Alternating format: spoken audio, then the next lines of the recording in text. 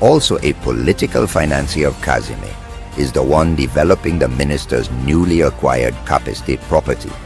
This same contractor was awarded a multi-million-dollar contract for rehabilitation work done on the Darren Sammy cricket ground in preparation for World Cup cricket, as well as numerous other contracts in the constituency of Grosley. The allegations being leveled against the minister is that he has received kickbacks from the contractor for the Cap Estate development in return for the awarding of multi-million-dollar contracts around the constituency. Has Casimir filed these developments with the Integrity Commission? Prime Minister Philippe Pierre claimed that he would have a zero tolerance for corruption in his cabinet, although he has ignored numerous glaring examples of corruption amongst his cabinet colleagues. Will this be another situation that Philippe Pierre blindly ignores? St. Lucians deserve answers. Kingston and Philippe Pierre, Pabo. The United Workers' Party reaffirms its unwavering commitment to the health and well-being of every St. Lucian. When re-elected, we will reinstate the National Health Insurance NHI program, a vital initiative that was regrettably abandoned by the St. Lucia Labour Party, the SLP. This decision by the SLP has left thousands of St. Lucians vulnerable with limited access to affordable, quality health care. The United Workers' Party will correct this injustice because we believe that health care is not a privilege, it is a fundamental human right that every citizen is entitled to. The National Health Insurance Program was designed to create a comprehensive, inclusive, and sustainable healthcare system that ensures no one is left behind or left out. And that is regardless of economic status.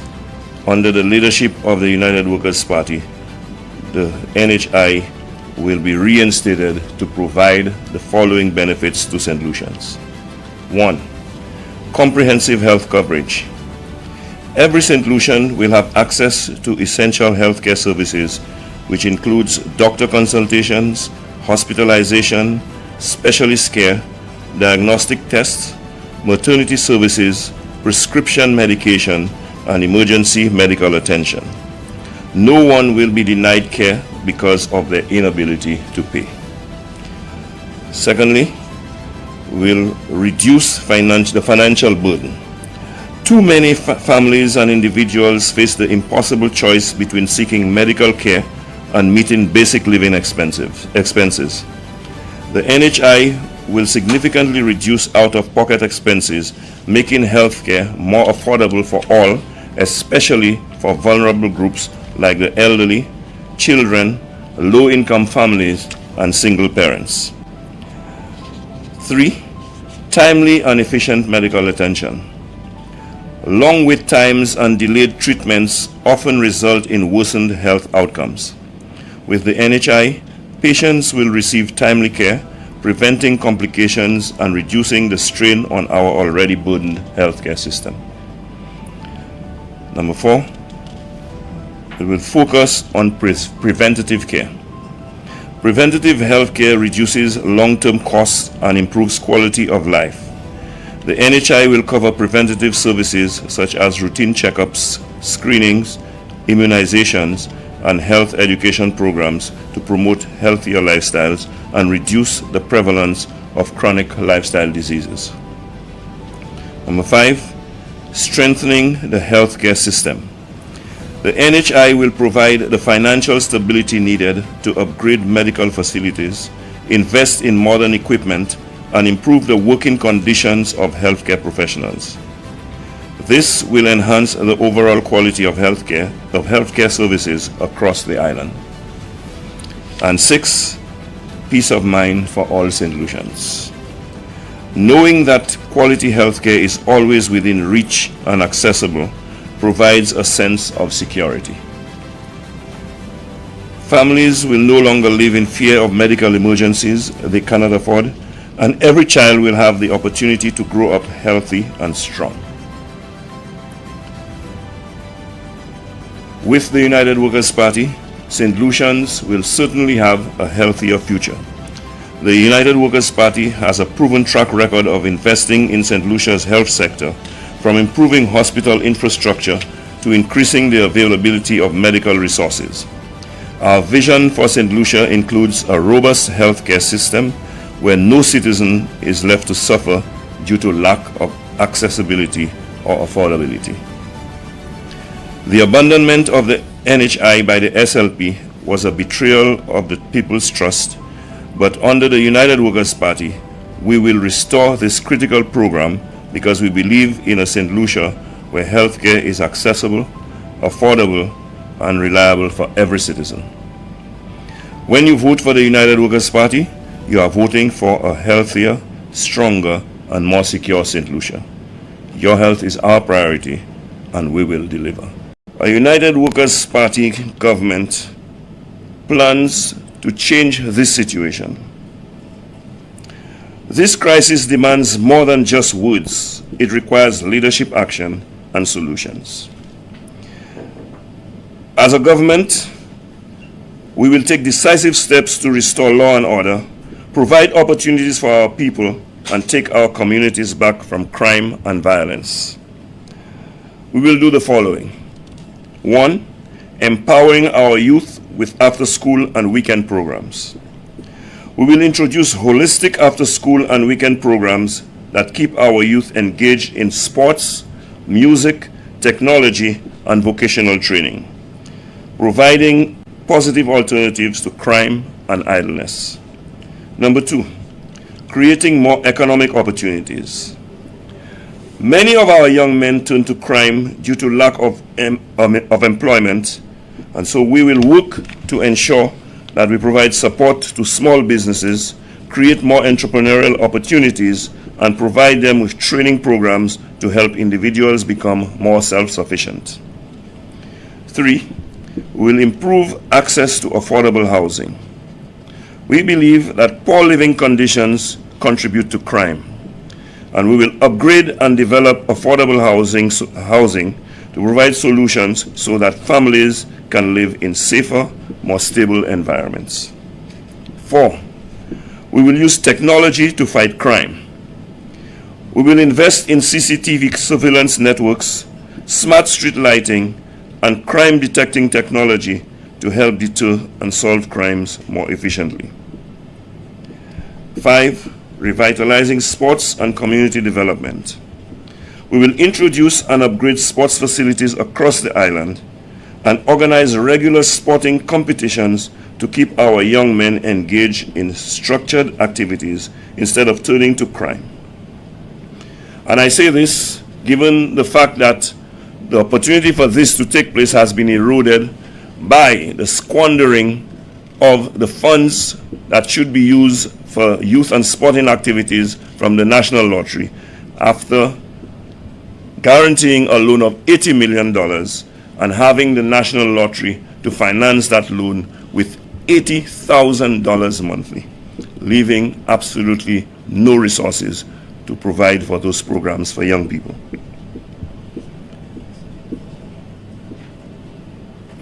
We will introduce youth rehabilitation and second chance programs. We will introduce rehabilitation programs for at-risk youth and for first-time offenders, giving them a chance to turn their lives around through education, skills training, and mentorship. Because you must understand that St. Lucia had no new investments for a very long time, And these things are a fact, the verifiable fact, as I always say. There was no new investment in this country from 2017. Prime Minister Philip J. Pierre continues to push the false narrative that between 2016 and 2021, there were no new investments in St. Lucia under the United Workers' Party. But the results and facts are clear. While the world battled a global pandemic, the UWP was hard at work laying the foundation for economic growth, creating real jobs, and attracting major investments that began to transform our economy. Projects like Cabot St. Lucia, the DSH Pearl of the Caribbean, ITEL BPO, and Ojo Labs created thousands of job opportunities for young people and professionals. We welcomed Inter-Caribbean Airways, while Digicel's OECS headquarters opened up.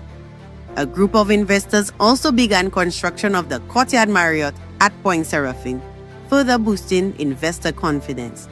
Serenity at Coconut Bay was delivered, alongside the opening of Bellevue Hotel and the Harbor Club. Another investment is the state-of-the-art IAMJet private jet facility, which was built in Vieux Fort. We even signed a historic agreement with Royal Caribbean, Carnival Cruise Line, and MSC to develop a cruise home port in Vieux Fort, a game changer for tourism and job creation in the South. And let's not forget the Orange Grove Plaza in Bois d'Auge and the proposed Sanders La Sousse 380-suite resort, a world-class development that was tragically derailed by political interference from SLP operatives, robbing St. Lucians of hundreds of jobs and millions in economic benefits. Ironically, many of these same projects were opposed by Philip JP and the SLP while they were in opposition. Yet today, they enjoy the benefits and take credit for the progress they once tried to block. So don't be fooled by the spin. The truth is this: the United Workers' Party delivered. We built, we attracted investment, we created opportunities, and we did it while navigating one of the toughest global crises in recent history. The facts are clear and the evidence is everywhere. The United Workers' Party delivers. Philip J. Pierre is just trying to rewrite history as usual. Pierre, Pabo. Jeremiah Norbert and his desperate labor comrades want you to believe that little was done in Micoud North under the UWP from 2016, despite the clear evidence all around. Even with a 2-year disruption caused by the COVID-19 pandemic, the UWP laid the foundation and began the transformation of Micoud North in a way the constituency had never seen before. We built the new Micoud Wellness Center, upgraded the Micoud playing field, built the new Micoud Early Childhood Development Center, constructed a smart block for the Micoud Secondary School. We also built the new Micoud Market, which the SLP has abandoned for the last 4 years. We constructed 2 community parks, one in New Extension Micoud and one in Monrepo. We completely rehabilitated the Micoud Village Main Road. We also completely rehabilitated the Monrepo Community Road. We rehabilitated the Prale Community Center, constructed numerous community roads, including Hillview Road, Sesendescat Drive, Wen Road, New Extension Micoud Roads, Grass Street, and the St. Marie Road. Hundreds of students benefited from scholarships and school bursaries. We also rehabilitated the Micoud Village Public Laundry by the Sea. We constructed a new wing at the Monrepo Passias Combined School and gave the fishermen of Prale a new home. Residents of Micoud also had the benefit of free wireless internet in parts of the constituency. The United Workers' Party delivered for Micoud North, and we're committed to doing it again. Vote Elisha Norbert and the UWP to right the wrongs in Micoud North. Malwat! Why them Lucians so make them this? Suipui. Some 2.5% HCSL thing is a tax vibe. So what that have to do with people getting meg? But just now, to me them people paying VAT already. Exactly. The tax is calculated on the cost of goods. So one time the price go increase, Kuma. The Lucians end up paying more than 15%. Mama! Gasa, just imagine $100 go buy less groceries. People getting poor. Things like rent and utility bills go also increase, Gasa. Real Malawi vibe? All them things the people doing to stay healthy, like gym, healthy eating, and safety and security, go be harder to get because people ain't have money. Partner, if them people ain't have enough money, they ain't go have leftover food for us to eat. The bins go be empty. Wow! Things real happening to them, Lucianzi. Look out for us again soon. We go show you all more. St. Lucia is at a crossroads. Mismanagement, incompetence, and rising crime under the Philip J. Pierre administration have left us all struggling. But under Alan Chasney's leadership, our country flourished. Taxes were lowered, 17 health centers were upgraded, the OKE hospital opened, over $12 million in hospital bills were wiped clean, lifting a burden off of our people. Construction of the state-of-the-art St. Jude Hospital began. The forensic lab was reopened. Homicides were 25% lower than they are today. New schools were built, 30% of our roads rehabilitated, and sports facilities across the country received major upgrades, empowering our youth. He successfully led us through the COVID-19 pandemic, winning global recognition for St. Lucia's top care management. Alan Chasney, strong leadership to save our St. Lucia. Life in St. Lucia has become unbearable. Every day, we feel the crushing weight of a government that's out of touch with the struggles of its people.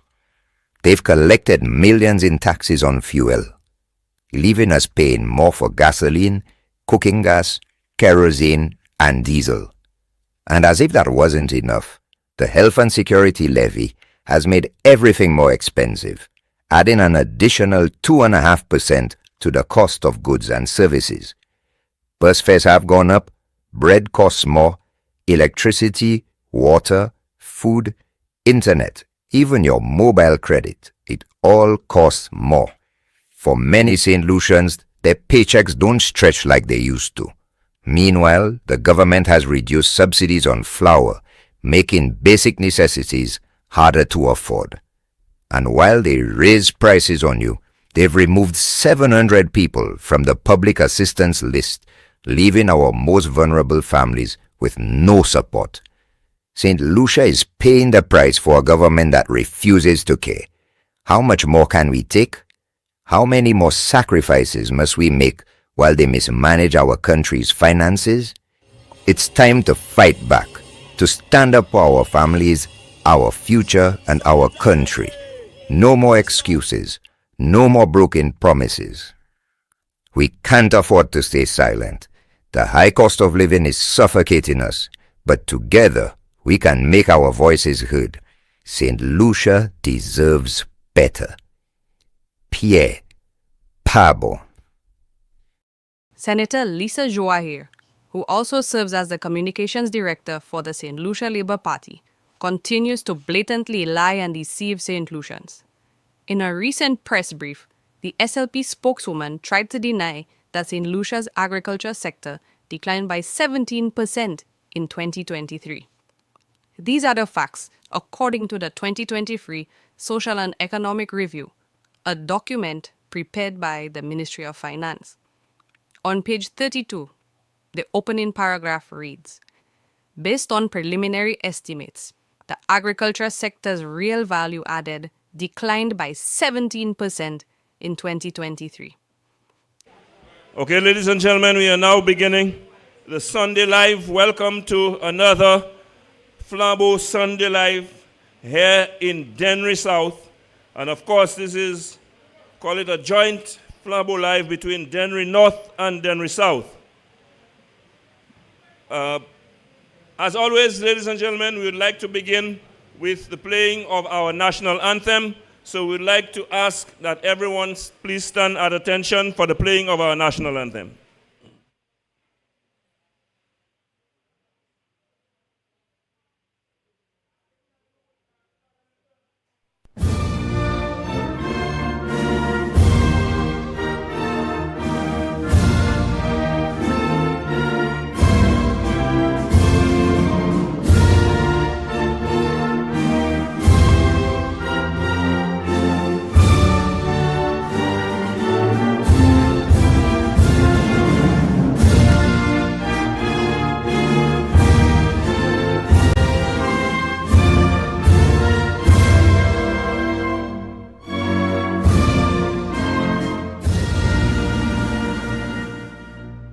Thank you very much. Please remain standing, as I would like to now call on Dr. Joycelyn Fletcher, who would lead us in a word of prayer.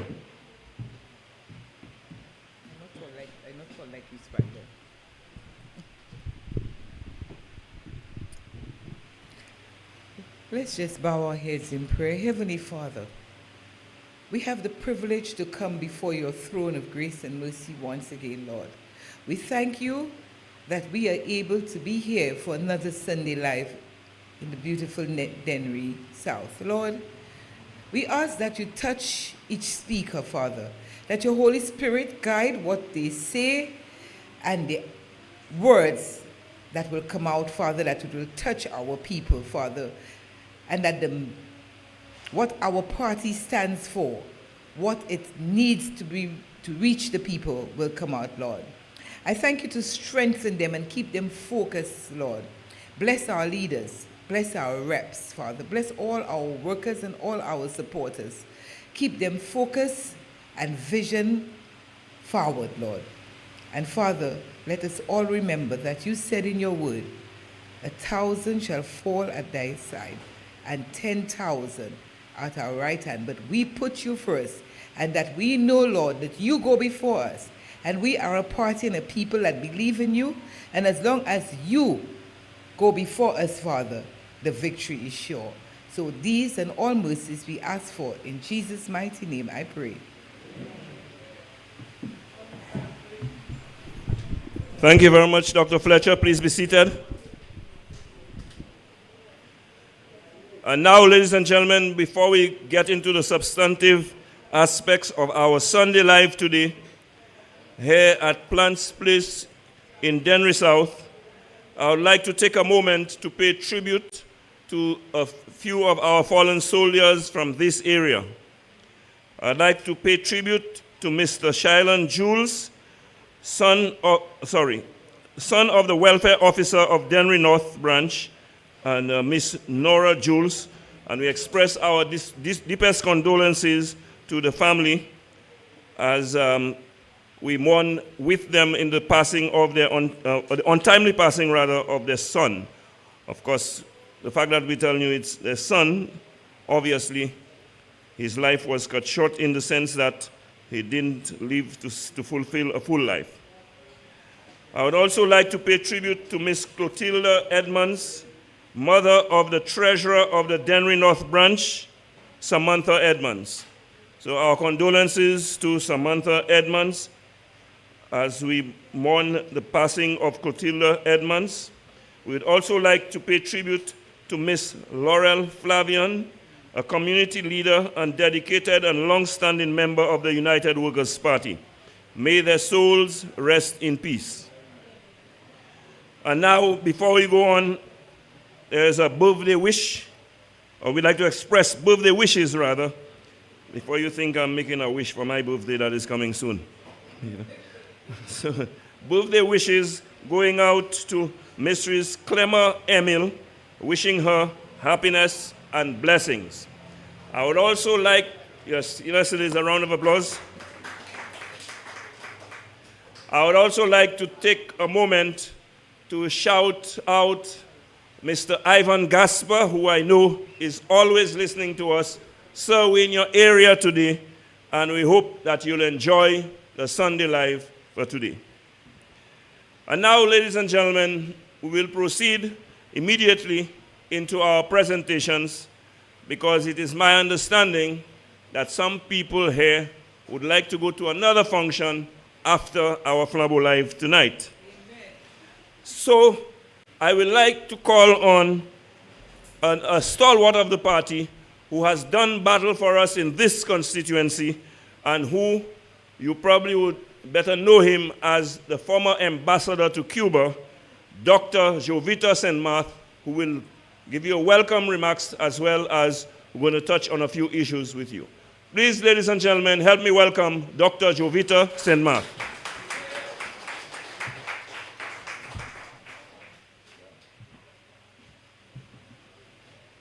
Good evening, Flabo family. Yeah.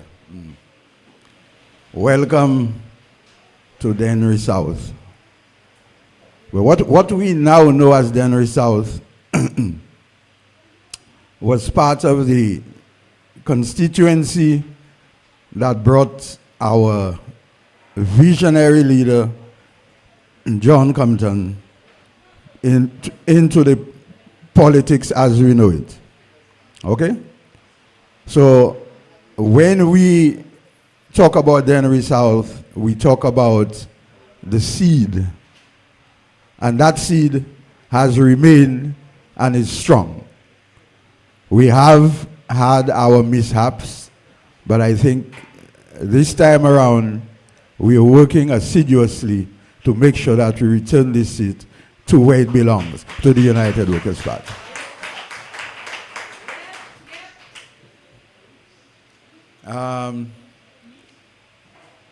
What can I say more about Dennery? Well, you know what? It is a fishing village. It has produced quite a few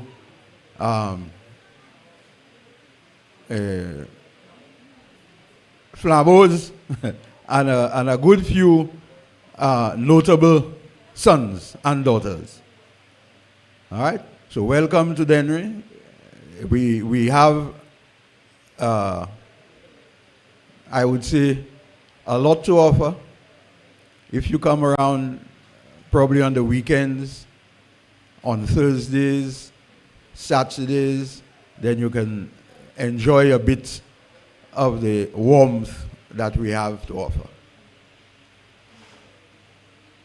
So once again, welcome you all and enjoy it while you are here. My contribution tonight is a very simple one. We are going to talk about our leaders, and we will start with that. We have a problem in Flambeau in that everybody seems to have, we want to propagate what Labour says about our leader. And we have to stop this thing immediately. We need to get out of that. We cannot push this guy's agenda when we talk about our leader. Okay? And it is time that this thing stops. And, you know, because you get the feeling with all this thing about race and, you know, all kind of foolishness like that. I really don't. And I suspect that this race thing, it started when the leadership of the party was imminent, you know. Because when people could not have gotten anything else to say, at a meeting, we had a meeting, and with a few gentlemen who were canvassing for Stevenson King. And when the guy apparently, in the previous meetings, he couldn't break ice, he couldn't get through. And that last meeting he came in, and I mean, it is really, really amazing. He came with a photograph to prove, to show, according to him, that Allen is a racist. And I said, well, you know, eventually it went through, but we met after that, and he said, well, everything is settled, and so on and so on. But that thing about Allen being white and a racist, we need to stop that. We need to, don't let us, I mean, among ourselves, we cannot be pushing that, because that is not our thing. That is a thing that Labour is pushing, so don't push it for them. Okay? Because if you have to make the comparison between the leader of the United Workers' Party and the leader of Labour, boy, that is, I mean, it's the crazy opposite. And so I read a thing, there's a sign down the road there that says PJP, St. Lucia's best. But I tell you, if that is what is St. Lucia's best, well, we're in a lot of doo-doo. No. St. Lucia ain't going nowhere. Okay? And so we need now to plummet Pip, and let's elevate Allen Chastanet to the prime ministership of this country so that we can see where we can go again. Because these guys who we have there now have no vision, and he has surrounded himself with what I would call misfits, a lot of misfits. And these guys have, I think, only one thing in mind, right? and that is to line their pockets, and that is, they have nothing else in mind. Okay? I would like to touch on just another thing. What we have seen with the government of the St. Lucia Labour Party is the way they have treated what I would call, sorry, our national projects. These guys have no respect for our national projects. We have the airport project, which is a national project. We have the St. Jude Hospital, which I remember the St. Jude Hospital got burned while I was in Havana in 2009. I was approached to see whether we could have gotten funding to thing. And we would have gotten the funding, but at the time, there were little mishaps that happened. And again, leadership. You know, if we had the appropriate leadership, we probably would have gotten St. Jude repaired in very quick time. But it didn't happen. It didn't happen. I will not go into details. That's not for this show.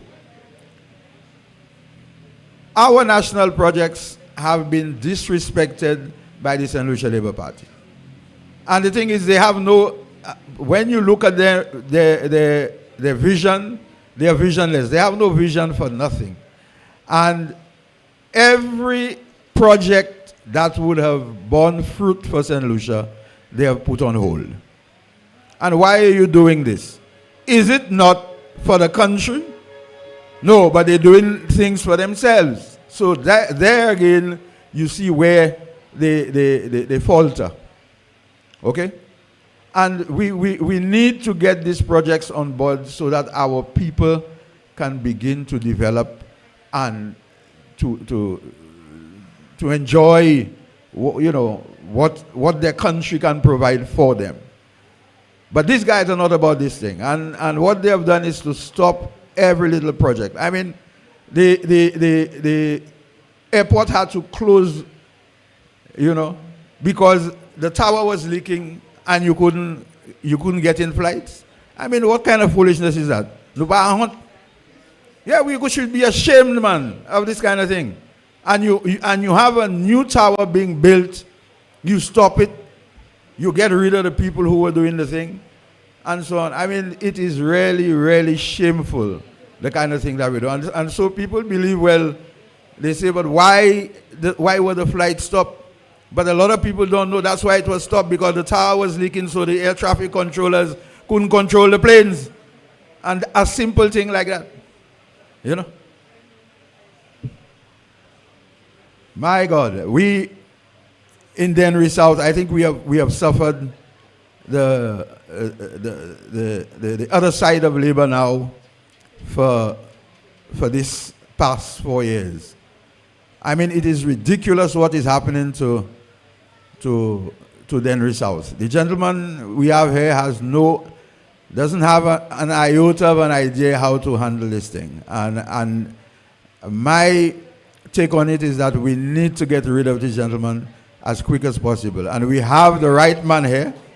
We have Mr. Emil, who will take us to that pedestal, definitely. And I remember when he took the plunge, he came to me and he said, well, as an old fox, what would you like to do for me? I said, no. What would you like me to do for you? Whatever you want me to do for you, I will do it. And that is what we are about in Dennery South this time around.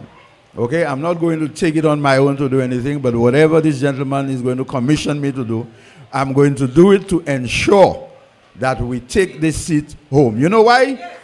When I was in charge of this thing, we brought that seat. By 4 o'clock, we knew we had won. Every election, by 4 o'clock, we knew we had won. And we are going to do the same thing this time around.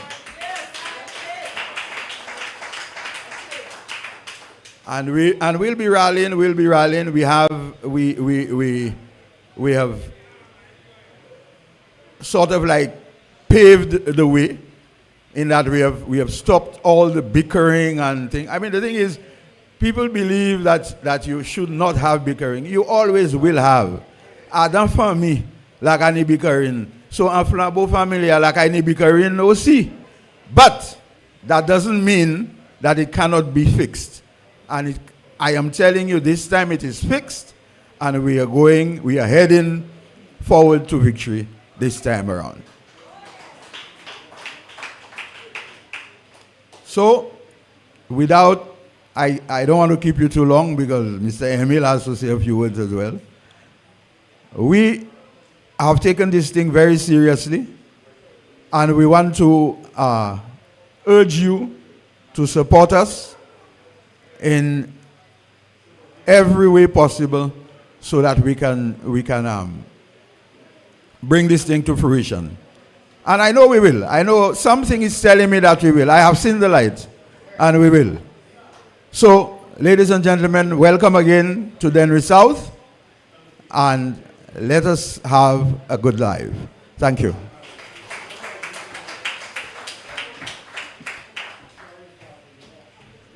Thank you very much. A round of applause for Dr. Dovicius and Math, And ladies and gentlemen, we are here with the United Workers' Party, the party that will help us right the wrong. And there are many wrongs that we must make right in this country. We know what the situation is when it comes to our health care. Only last night, I was in a Calypso tent, and they were passing a box around. Please make a contribution to help the former tent leader because he has medical problems. And I watched that and I said, look at what St. Lucians have kept themselves in.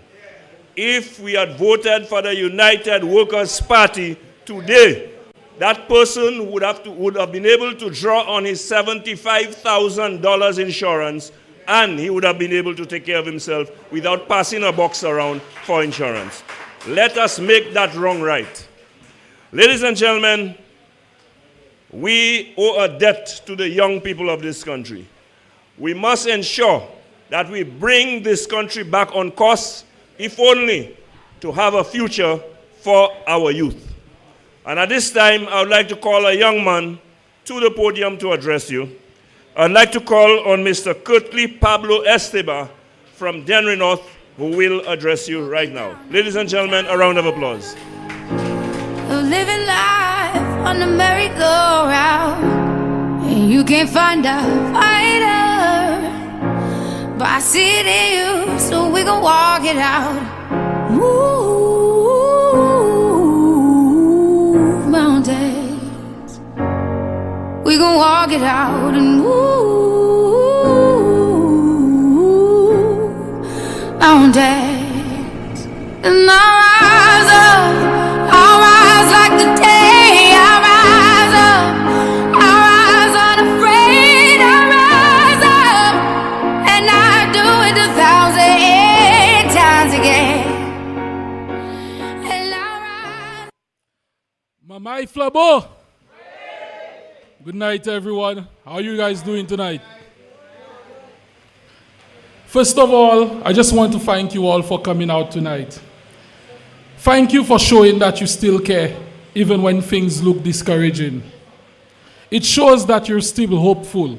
You're still holding on. And tonight, I want to speak directly to that hope.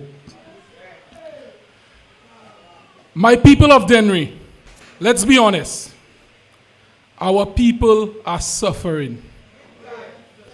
Our farmers are crying out for a lack of support.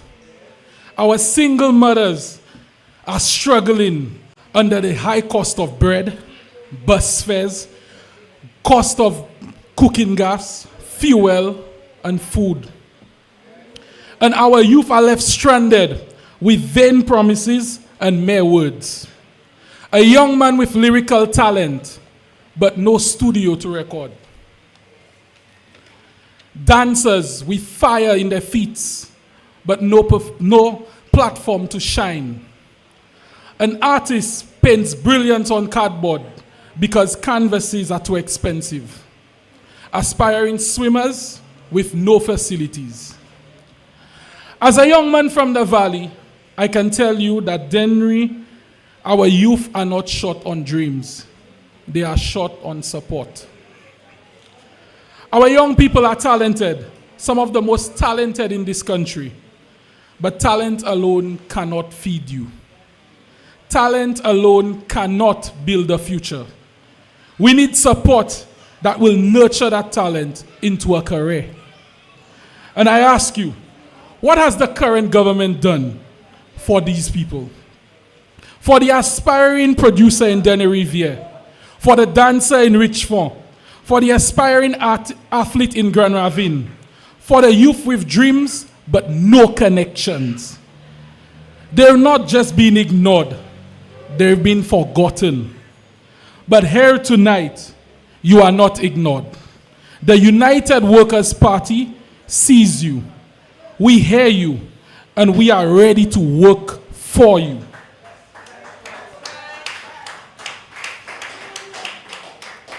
Dennery, when the United Workers' Party returns to government, we are not coming to sit pretty. We are coming to fix what has been broken.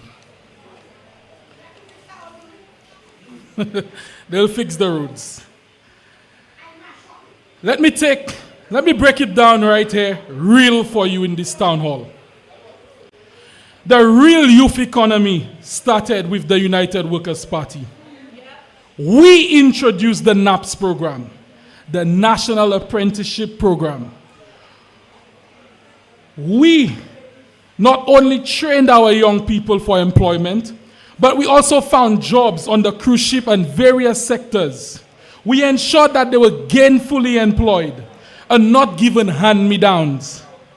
We made funds available at the SLDB for young entrepreneurs. And so I can guarantee that when the United Workers' Party gets back into government, we are going to bring the real youth economy.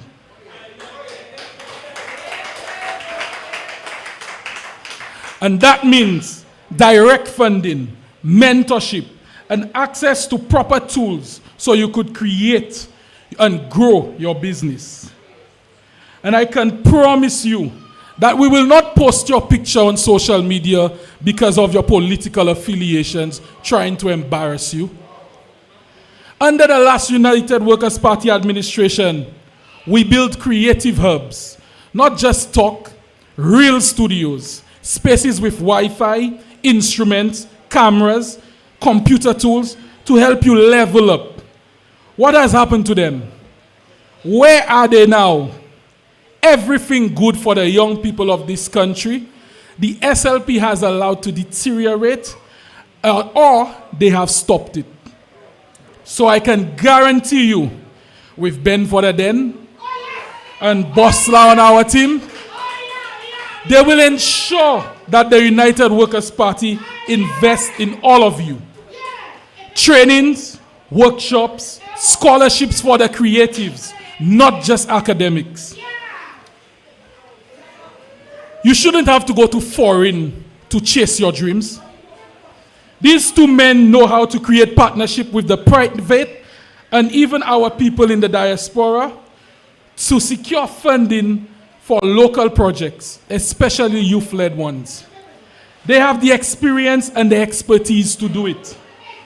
And yes, we will bring back arts and culture back to the center of our schools and our community. Dennery's culture. We set trends. It's time we start treating it like the gold mine that it is. My people, the Dennery segment did not start in an office.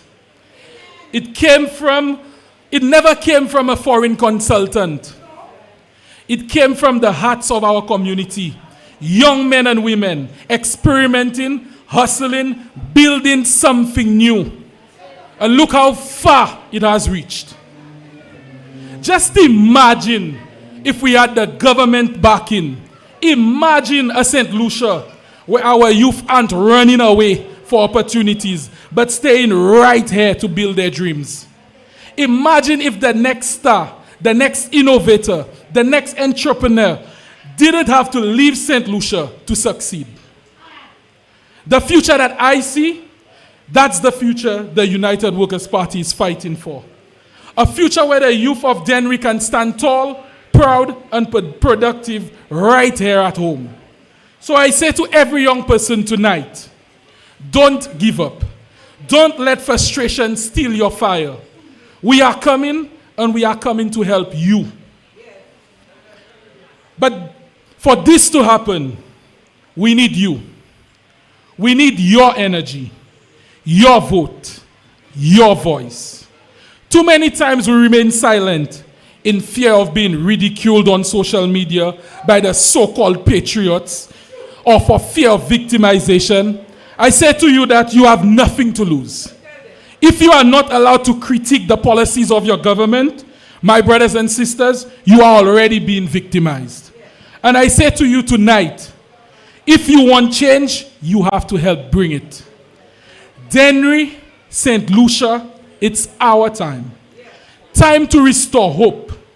Time to rebuild opportunity.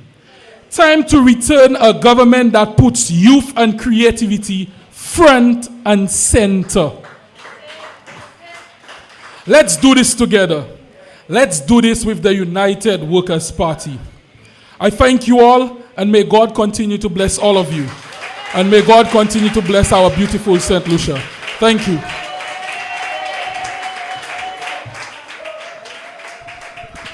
Thank you very much, Pablo. You just heard from a young man, and he spoke a little on the creative arts. And you know, you brought back some memories to me. Just 4 years ago, we established in Grosile, well, we have at the Human Resource Development Center in Grosile a theater, and we established a music lab for the young people of Grosile, where they could have gone to do recordings, and more than that, to learn how to do sound engineering and so on. I know too that Guy Joseph in Castries Southeast was building a facility for that same purpose as well. All of that has been abandoned. All of that have been shelved because they do not care and they're not interested in the young people of St. Lucia. But you know, young or old, music, you know, if you're really a genuine person, music must do something to your soul. And you know, I am a music fan, diehard, especially when it comes to Calypso. You heard me mention that I was at the tent last night.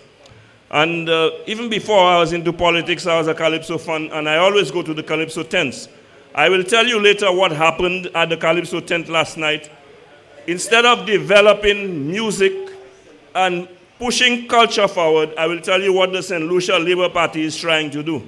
And in the process, buying out Calypsonians to sing for them. But I will tell you, no artificial song will save them. But talking about Calypso, pardon? Talking about Calypso, you know, I told you I'm a fan, so you have to forgive me. Eh? And I want to make fun of you all too, you know, because let me just say to you, if you listen to genuine Calypso, Calypso chronicles the life of our people and what happens in our country. And so when Calypsonians come out to sing truth to power, the government that is in office today cannot deal with that. I remember back in the day, when UWP was in office, I was part of a government. I would sit at the Calypso tent and take our blues. Today, they are paying people not to give them blues, but to try to attack the opposition. Since when you hear Calypsonians singing against opposition? Opposition and Calypsonians singing the same song. But imagine when we were in office, even one of our own, you all know the great Morgie? Even Morgie gave us a few jabs. But we're not in power now.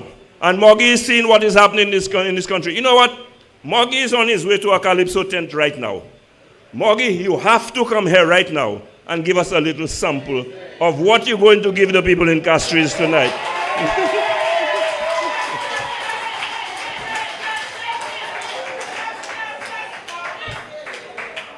I'm just passing you, but I'll give you a little sample.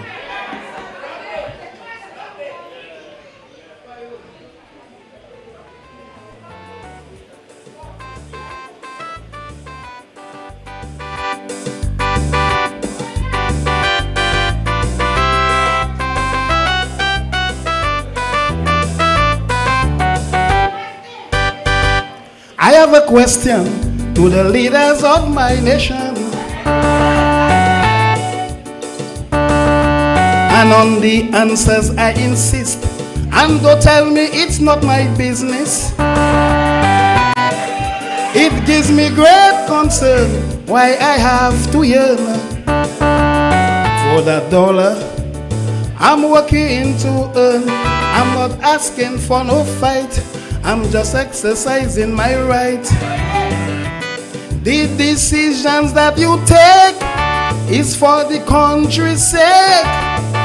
That's why I'm using my voice to make you understand that the power of any land, it lies in the people's hands. So I ask in where music?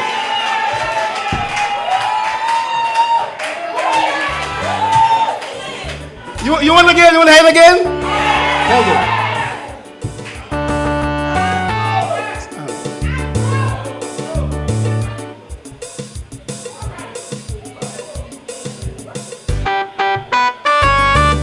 Whoa.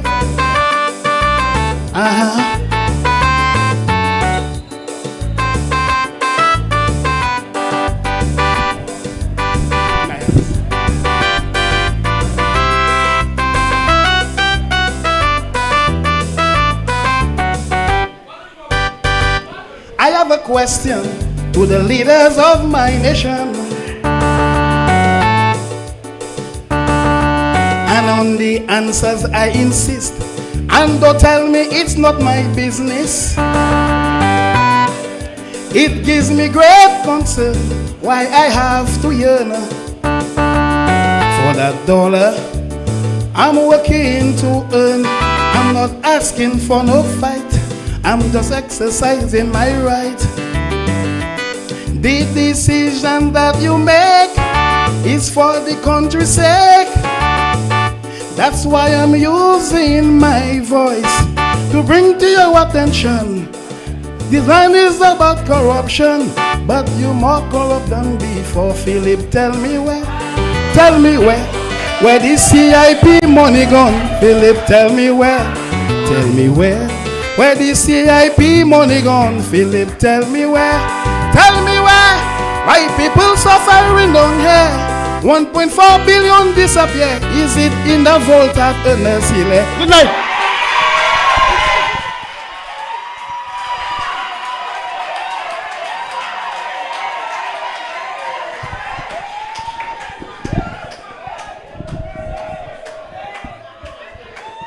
You must admit, ladies and gentlemen, no speaker can tell it like a Calypsonian, a genuine Calypsonian can. And you know what? That is organic. We're not paying people to sing Calypso. Let them sing from the heart. And when they sing from the heart, that is what you get. Tell us why. And don't tell us it's not our business. We're going to hear a little more Calypso later. But ladies and gentlemen, back to the business at hand. This time around, we have two soldiers in this region, Dennery North and Dennery South, and they are game changers. They both have come to make a statement and to start a movement. And the word is out. I see Sean talking about Sean again. Sean crying again. And in Dennery South, I'm sorry, Prosper, you have a lot of work to do.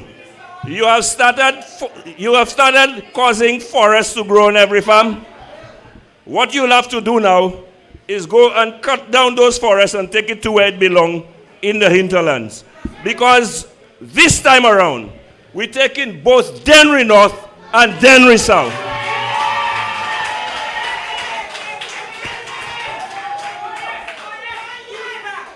And I want to say tonight that I am proud of the United Workers' Party. Because when one soldier is gone, 1,000 more comes to the fore in the United Workers' Party. The future of this party is safe. And you know the future of this country is this party, so the future of our country is safe once you vote the United Workers' Party. And let me tell you something. When I see the caliber of men and women that we have attracted, I feel good. And we have given you the right soldiers to do battle and who will bring back hope to your constituencies. Ladies and gentlemen, the way you're reacting, I suspect you can't wait any longer. Now, I won't keep you waiting any longer. Because I myself, what I'm waiting for is election day as soon as possible. Because when that day comes, we're going to see the changes that will take place. And one of the changes that I know will happen in this region is when I hear, don't be surprised if I'm around here too, you know, that night. After we finish with them by 6:30 in Grosili, I might be down here. The chant I want to hear in this, the first stop I'm going to make is Mi Boss La Wive. Ladies and gentlemen, I want to bring you the next camp. Are you listening? I want to bring you the next parliamentary representative for Dennery North. The man himself, Bradley Fulgence, who will now address you. Monsieur, mi boss la. Mi boss la rive. Mi boss la. Mi boss la rive. Mi boss la rive. Mi boss la. Voyez mon monter concret. Concret là. Mi boss la.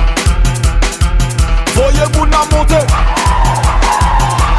Mi boss la. On ne veut pas de la violence, on veut sauter, sauter pas, sauter, sauter pas, sauter, sauter. Maman Flambeau. Maman Dennery South.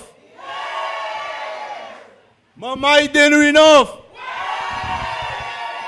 Boss la Wive.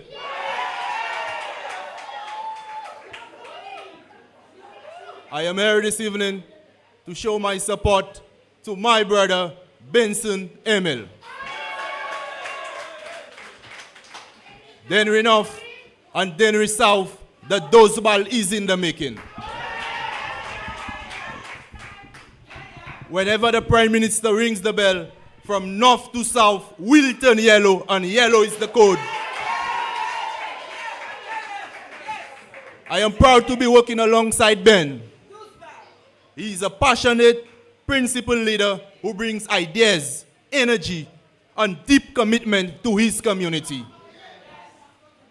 As it turns out, our communities are facing many of the same challenges.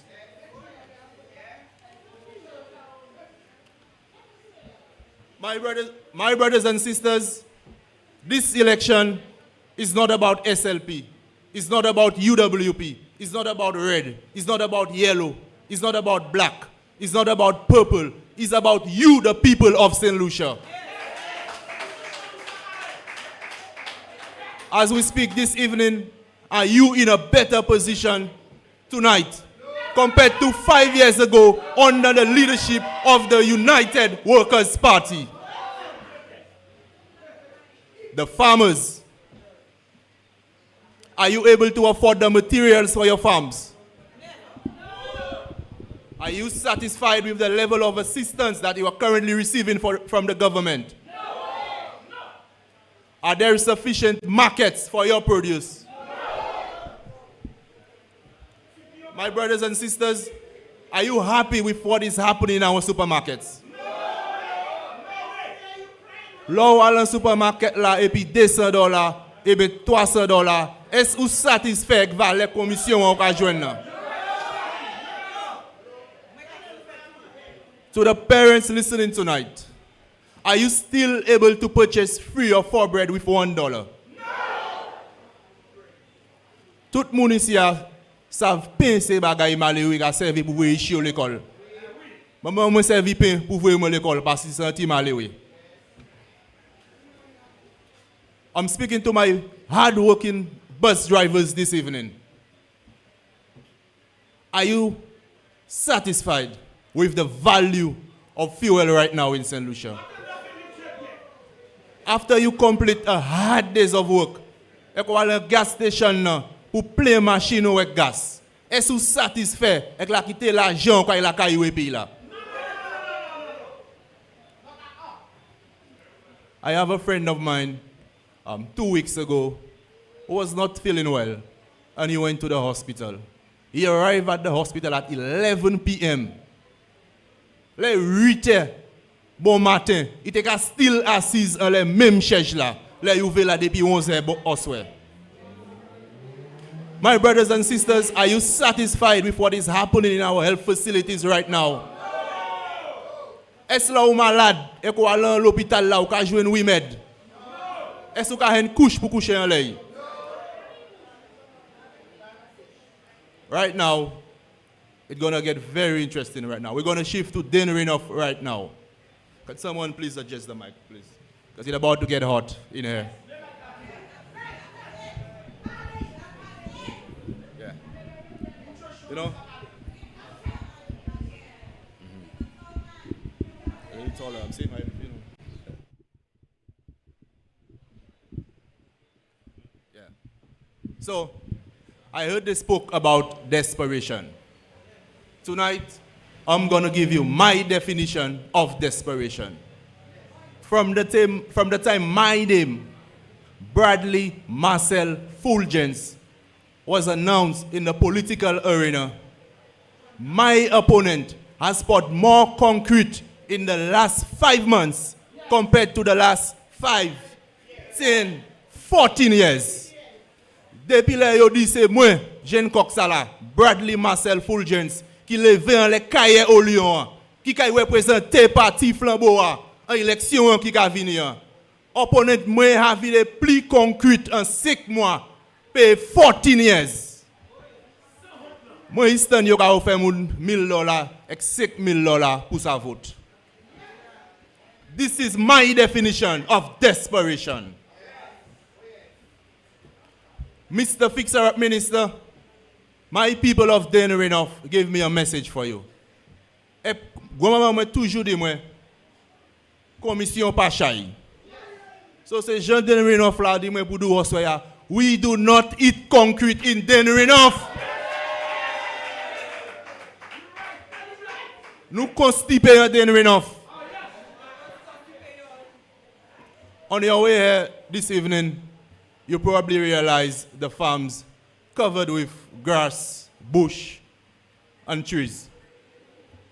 Agriculture is the foundation of Dennery. And under my opponent's leadership, agriculture has been destroyed in Dennery. C'est même qu'on l'a eu un caille, et fondation caille là ni problème, whole caille là ni problème. Et ça c'est problème là nous in Dennery right now. We are in a crisis in Dennery. I remember 15 years ago, at 3 a.m. on a Friday morning in Oleon, où les gars avaient 7 vannes, 8 vannes, qui étaient plein de chai, qui avaient la place pour vendre. Actuellement, si vous avez 2 vannes chai qui étaient Oleon ou en chai. Oui, moi, je Sando en crowd là, qui était une de ces femmes qui étaient quittés Oleon et vendre chai. Actuellement, pas qu'à 2 vannes chai qui étaient Oleon. Là, on monte en l'air au Lyon, si nous étions 20 femmes à nous étions en chai. Ou il y a même bail là, ou il y a nos même bail là, ou il y a même bail là. We are in serious problems, my brothers and sisters in Dennery. Snakes have now invaded various communities. Imagine nous allons un jour bon matin quand on go faire des lances devant caillou. Ça va jamais fait à Dennery. You know why it's happening? Because farmers have abandoned their farms due to the lack of support from the minister and lack of leadership. Can anyone in the crowd name the 2 football teams we once had in Oleon?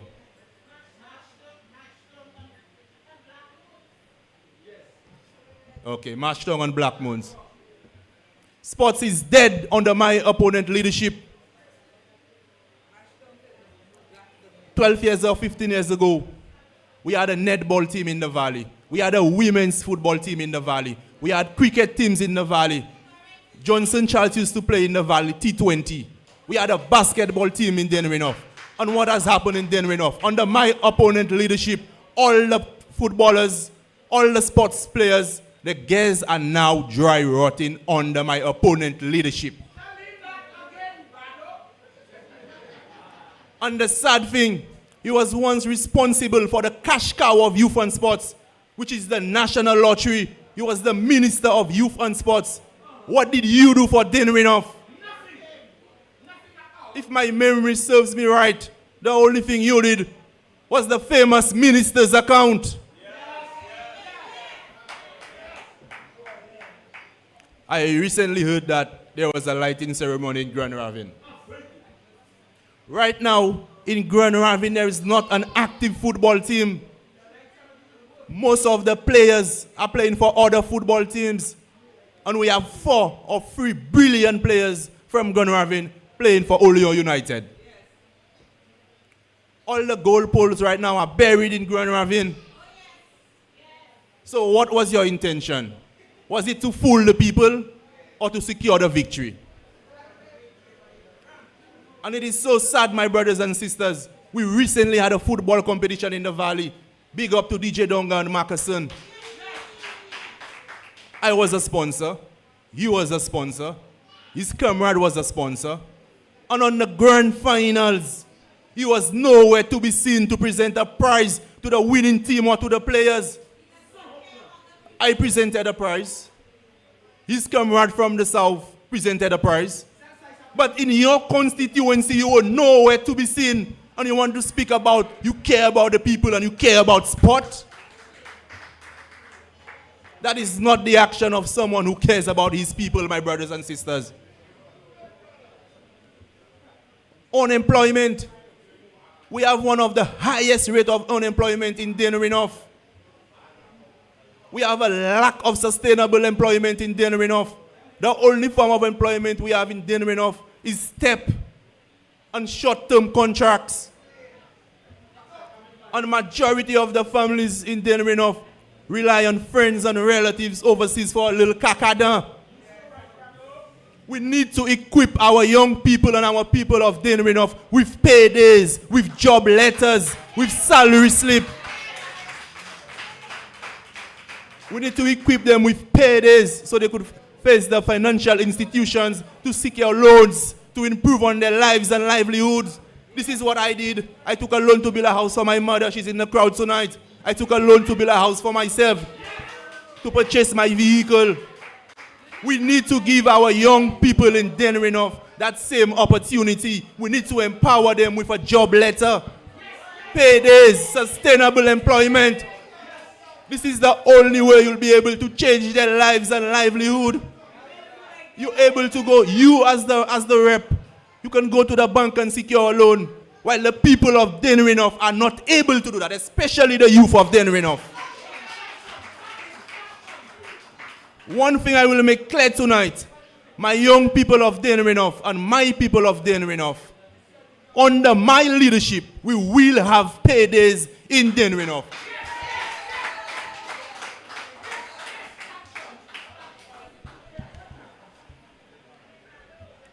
I have a friend of mine who spent 15 years in England. And, you know, he returned for the festive season in December. We drove through Olio, we drove through Gardet, we drove through Despin, we drove through Dano Riviere, we drove through Lapel, we drove through Richford. You know what he said to me? But Bradley, when I left 15 years ago, it was the same. There has been no development. Everything is still the same in Dennery North. We need a leader in Dennery North who can initiate projects, who could bring development to Dennery North, who could build proper infrastructure in Dennery North. That is what we need in Dennery North. When I hear some of my people speak about, so assis, if you 60 years, if you 70 years, you could be 20 years. Et comment de quoi Dennery North? Qui projet neuf qui a fait à Dennery North? We have a fixer-up minister. That's what we have in Dennery North. I can't recall any projects he initiated from the ground up in Dennery North. We need a leader with ideas who can bring projects to empower the people. We need a leader who can develop.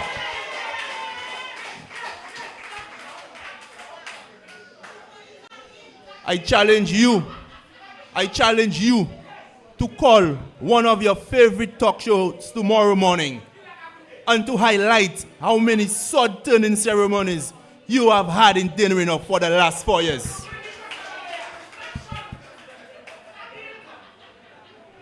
Mr. Fixer-Up Minister, when I become the parliamentary representative for Dennery North, within the first 5 years, I will show you what's empowerment. I will show you what's development.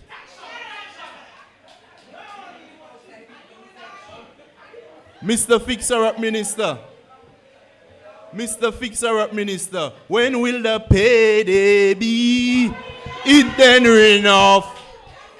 I thank you, my brothers and sisters. Have a blessed evening.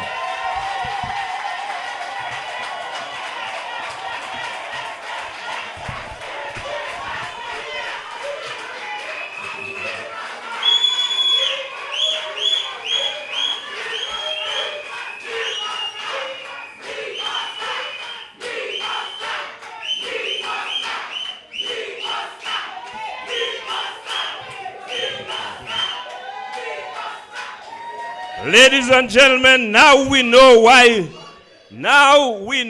why Sean is desperate. Because you just heard from the incoming parliamentary representative for Dennery North.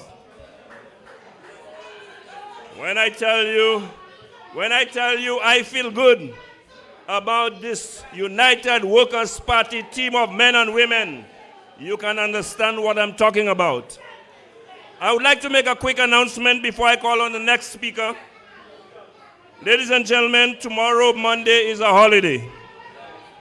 And tomorrow, there will be a big bingo bonanza. And that bingo bonanza will be held between Ben and Brad. Ben for the bang and Brad the boss. It will cost $20. It will start from 4 p.m. and it will be right here at Plant's Place.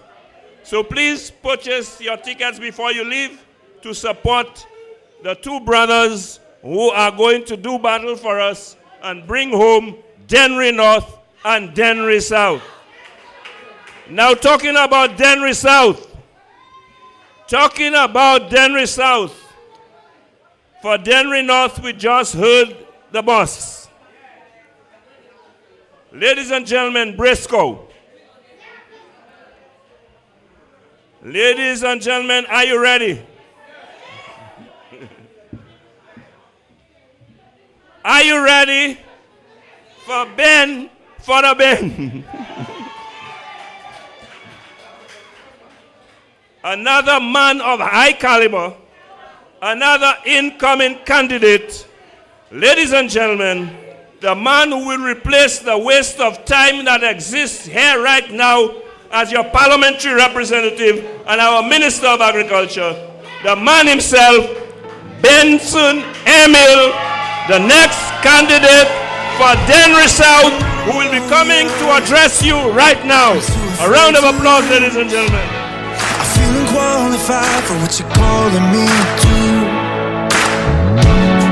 Along with your strength, I've got no excuse, 'cause broken people are exactly who you use. So give me faith like Daniel in the lion's den. Give me hope like Moses in the wilderness. Give me a heart like David, Lord, be my defense, so I can face my giants with confidence. Shepherd boy and made him a king, so I'm gonna trust you.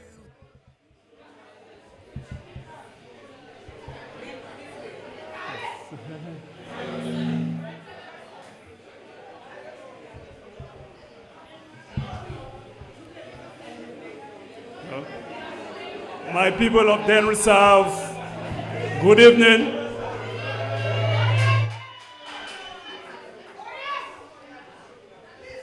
My people of all constituencies of the UWP family, good evening. I feel the warmth, I feel the love. Thank you. I'm in the right place.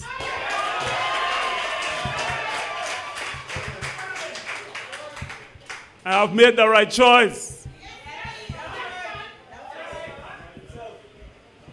And together, we will make it happen.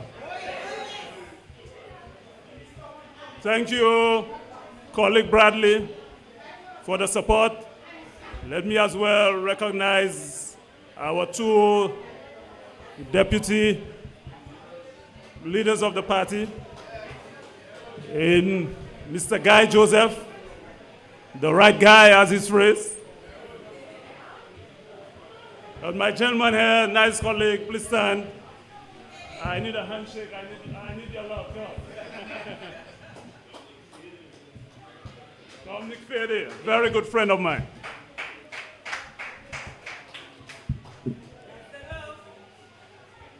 So I stand before you today as a simple and ordinary man, a Denneryan, offering myself in further public service to my community, Dennery South, and St. Lucia by extension. As I stand here, I reminisce on a discussion I had with a friend a few weeks ago. He asked me, Ben, Gassan, why are you going in that politics thing? You are a hard-working man, you're working with the youth in the community, you are well respected. Why are you going in that thing? Why don't you go and enjoy your retirement? That's what he told me. As you know, I'm retired in the public service. And my response to him is exactly what I will share and relay with you this evening. So I told him, you see, I grew up under the teachings of my faith, that every man is equal in the eyes of God. And the greatest commandment, which is, you shall love God with all your heart, with all your soul, and with all your mind, and love your neighbor as yourself. And so what I want for myself is what I have always wanted for the people of Dennery South. And so I am proud today to stand in the community that I lived, in the place that I grew up, to continue in my service to my people. You see, too many times, a lot of us stand on the wayside. We complain, we criticize. I am not one who stands and do nothing. I am a worker, and all of you know me as Ben, and I get things done. I have something to offer this community and this country, and this is why I'm seeking elective office. I went further to explain. I have served Dennery South in many capacities, from sports to community governance. I have played with you, I have played among you. I have been a coach, a player, I played with DCYO, I played with All Blacks, and an administrator as well in sports. I have represented this community as a player, as a coach, as an administrator. My time in sports in Dennery was the most gratifying. I shared in your joys, your regrets, your disappointments, and your frustrations. I understand the power of sports, and how it is etched into the spirit of Dennery South. I understand that. And so I cannot stand by when I see our major sporting infrastructure being degraded and downgraded to standards below what we deserve as a community and what we need. The youth deserve the best quality sporting facilities to facilitate their development, to participate in competition, sports competitions. You know, I was part of the rolling out of a national sports plan for sports facilities in St. Lucia, developed by the United Workers' Party administration, where we were well on our way. Dennery South was well on its way to be the main football facility in the Eastern Zone. Now, because of poor representation, or no representation if you want to call it that, our facility is relegated to a Texaco gas station structure for stands, which does not shelter rain, it does not shelter sun. Ipaka pawe la pluie, ipaka pawe soleil. So I cannot stand idly by and retire and to see this shabby representation that we have, or no representation that we have. I cannot stand to see the children of the village, Lakai, Dennery, Limer, are not being exposed to the recreation in organized programs, sports and recreation in organized programs, so that they can grow up with the discipline and lessons of sports. For 4 years in Dennery South, just like Dennery North, we have had no football, no netball, no cricket, no basketball, no athletics. I cannot stand by when I see our sportsmen and women struggle to stay disciplined in the sport they love and they want to excel and not be supported and appreciated. I cannot retire on those grounds. I love the youth of Dennery too much to do so. So no, I will not retire and become one that complains. I will be part of the solution for my people. I want to represent you at the highest level of decision making in St. Lucia. For a long period in my life, I sacrificed my Saturdays, Sundays, and time after work to engage your children in fun and sports. During that time, and even now, I became a mentor and a father figure to many of them. I have reflected on those years, and I remain convinced that a community can still raise a child. I'm convinced of that. So rather than blame our children, we'll step up and embrace them. We'll advocate for them. We will implement the programs that will mold them into fine young men and women in this community. I have served this community as a counselor as well.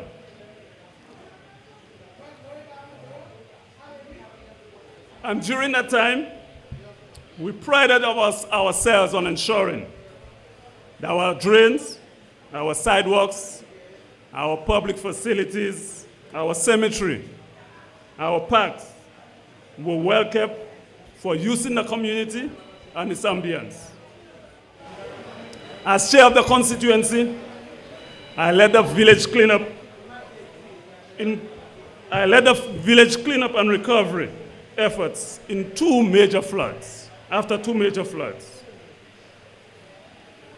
Our people got a major hit. We lost appliances, we lost furniture, your personal effects, you name it. Today in 2025, despite a study commissioned by the United Workers' Party administration and a report issued a detailed flood mitigation option for the Dennery village, since 2020, we are still exposed to the ravages of the flowing waters of the Moore River and the Twalo Ravine. If it rains consistently for more than 45 minutes, this situation is unacceptable.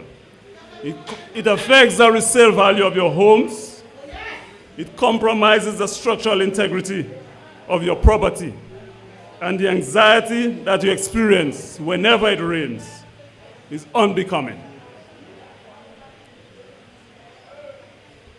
You know, my sister Angel was a victim of these floods. She lost her household effects, like you, and her business took a major hit.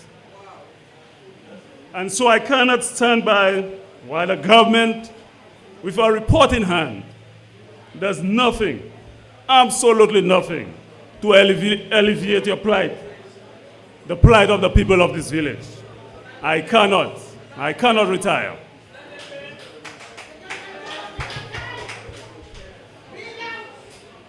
My people, can you believe in 2025, we still have communities like Upper Lakai and Limer that have grave difficulty in accessing pipeborne water. I cannot stand by when I'm told the stories that you have to run 20, 30 pipelines to get water to your homes, or illegally tap onto your neighbor's water connection, just to get a drop of water. My people of Lakai, Limer, it does not have to be so. I will champion your cause and ensure that you, the people of Lakai, and all communities experiencing this issue, have access to pipeborne water. This is a fundamental right. It's not a favor. There is also a disdain and disrespect for the contribution of fishermen, fisher folks, and the fishing sector in this community. I am a son of a fisherman. The money of fishing helped build my family wealth. And it assisted in sending me to school. My youngest brothers took up fishing in their early days before they migrated. I even had a brother that sang at sea. So I understand the hardship of fisher folks in Dennery. It was a visionary government of the UWP who, years gone by, recognized your struggle to pull your boats on shore and the need to elevate your fleets from Gourmet to fiberglass boats. So they built a port in Dennery, the Daito. And today, after more than 25 years, the SABIF government attempts to renovate this facility. What do? And that is after more than 1 year of it operating without pipeborne water. What do? A poorly remodeled offloading bay that causes damage to the side of your boats. A fence inside of a fence. And park at the down park. Why all these fences? I have no idea, I don't know. Maybe we should ask them. In the meantime, the pot has become too small. There is not enough hole in berths. So your investment, your expensive investment, is opened outside of the pot in the open seas. There are inadequate locker rooms. The much talked about ice machine and ice storage facility is still not operational. There is no facility to undertake engine repair and boat repairs safely and comfortably. So what we have is fiberglass being sanded at the bay and spreading throughout the whole community. There are no amenities to securely haul your boats away from the bay when sea swells from storms and hurricanes are imminent. None. So you struggle and you place them on the high street, which is of the same risk to you. I am old enough to have experienced Hurricane Allen. And the seas, those raving waves, picked up wooden houses on the bayside and carried them way on the road. So just imagine what it's going to do to your boats. There is no designated place to put your boat during those times. There's a serious problem with old age poverty in fishermen, a serious problem. So when they cannot ply the trade, they're left to struggle. They become poor. My people of Dennery South, these are the issues of visionary leadership and representation to champion on your behalf. That is why I'm in politics. So when you ask me why I'm not retiring, I say to you, these are the reasons why. You deserve a man who will fight for your cause. You deserve a man who cares about you. My people of Dennery South, I am well entrenched in this community. I also run a family-owned small business in Dennery. My mother spent her life serving this community in business, in small business. And my family has been involved in business for more than 50 years in this community. To the small business owners of Dennery South, the real hustlers of Dennery South, like my mom, she started just like you. I understand your struggles. I understand your challenges, the challenges that are beyond you. And I understand the economy of Dennery. Our population size, our income level in Dennery is a challenge. So how can we grow this economy in Dennery South? How can we expand, diversify our business? How can we create new business? So trust me when I say I'm going to stand by you. I'm going to work with you. I will work for you. I will make representation for you.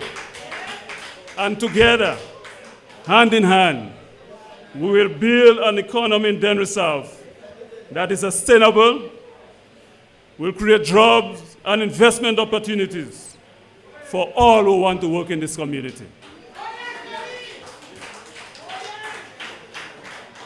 Like I said, what I want for myself is exactly what I want for you. A better standard of living, and I want a representative that cares and understands. That is why I'm in politics, to become that representative who cares and understands.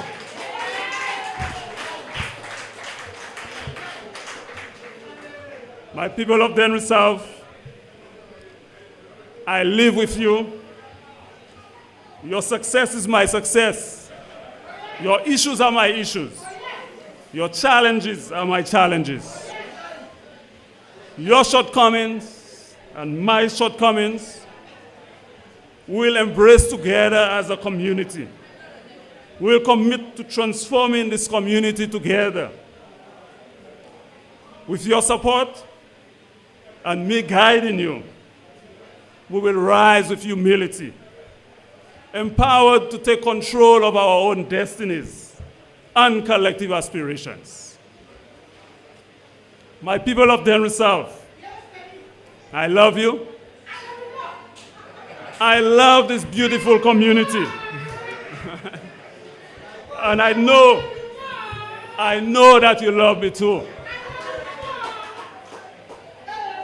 You have echoed the sentiments even before I set foot in this arena. So for this reason, I will commit to standing with you. And I know that the faith you continue to reveal in me will manifest into something special, something refreshing, something progressive, and something life-changing.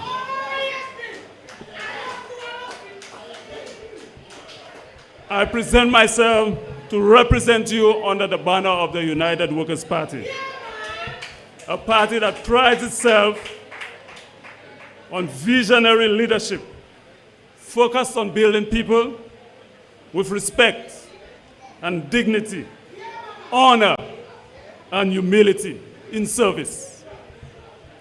We believe that the strongest structure isn't built with steel, but with respect and love for the people that we must serve. And that the most significant structures are not what we leave on the ground, but what we imprint in the hearts and minds.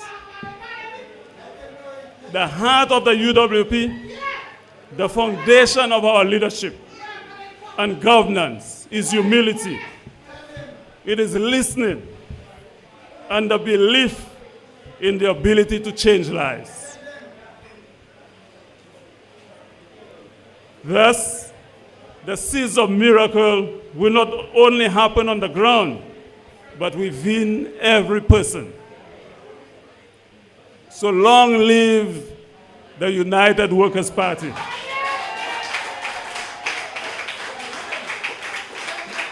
Long live the people of Dennery South. My people here today, I thank you and good night. Bend for Dennery South.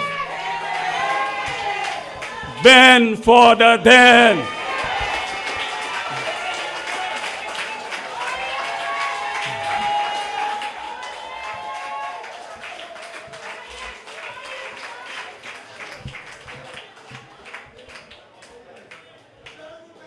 Yes, ladies and gentlemen, you heard for yourself. Bend for the Den. The next representative of Dennery South. If, what do you all call him, Shabazz? If he's still around, tell him make way. Baba Nutwaka. A new lion is in the den. And that is bend for the Den. Ladies and gentlemen, I'd like to call on our next speaker to address you. But before I do so, I just want to acknowledge the presence of our next parliamentary representative for Soufrière Saint-Jacques, Senator Herod Stanislas. Could you stand and take a bow? I want to acknowledge the presence of Guy Joseph, the right guy. And I want to acknowledge the presence of Dominic Fede, the parliamentary representative in waiting for ancillary canneries. And so now, ladies and gentlemen, I want you to hear a little from the leadership of the party. And two of the gentlemen I mentioned are in the leadership of the party. We know that Guy Joseph, the right guy, is one of the deputy political leaders. But at this time, I would like to, but before I do that, let me call on my next speaker, and I'll leave the leaders for last. So, let me do things right. Let's establish the protocol.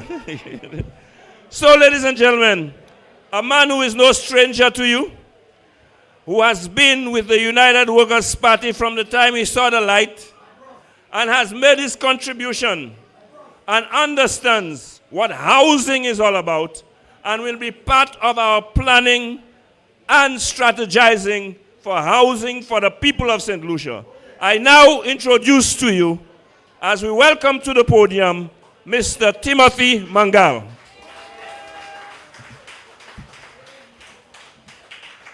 Thank you very much, Spider.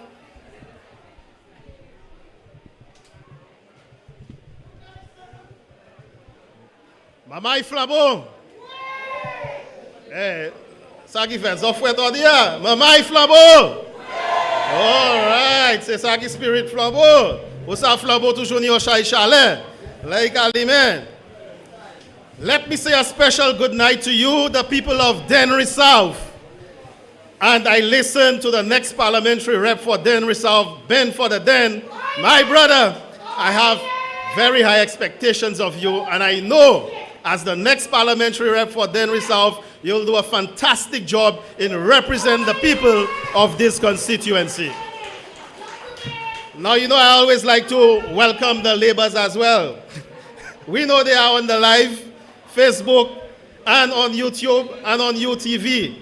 So welcome to this live, and at the end of it all, we know you will be voting for the best party that can lead St. Lucia, the United Workers' Party. Tonight, my brothers and sisters, before I delve into housing as I was introduced, I want to deal with a delicate matter.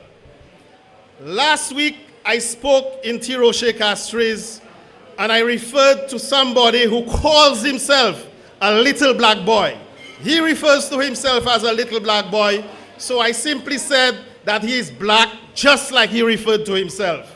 And so I was taken to task for that by certain people in the media and also by the operatives of the Labour Party. But I was only referring to his constituency. I made reference to Guy's constituency, which has so much development, so much has happened. And I spoke of a daycare center in Phillips JP's constituency where nothing has been done for the people. And since I was referring to his constituency, I made reference to him as the black boy or as the black man. Only in that context, my brothers and sisters. I myself, I am a proud black man. And so I have no hatred towards black people, white people, or people of Indian descent. And so it is only in that context, my brothers and sisters. Okay? So they took me to task. One Richard Frederick even said on his program, all black people in St. Lucia do not shop at my store. But you know, I like it when he does this thing, because that is not the first time he has done it. He did it when he had the check matter at my business place. He told everybody in St. Lucia, do not shop there. The following day, my sales went up by 30%. So, Richard Frederick, I am enjoying the free advertisement you're giving me on your television program. And so, I will give you the statistics. He said the same thing on Thursday night. You know, on Friday, my sales went up by 30%. And today, Sunday, my sales was 40% higher than last Sunday. So I'm enjoying the free advertisement. And I'm asking you to go and do it again this coming Thursday, because it is good for St. Lucia.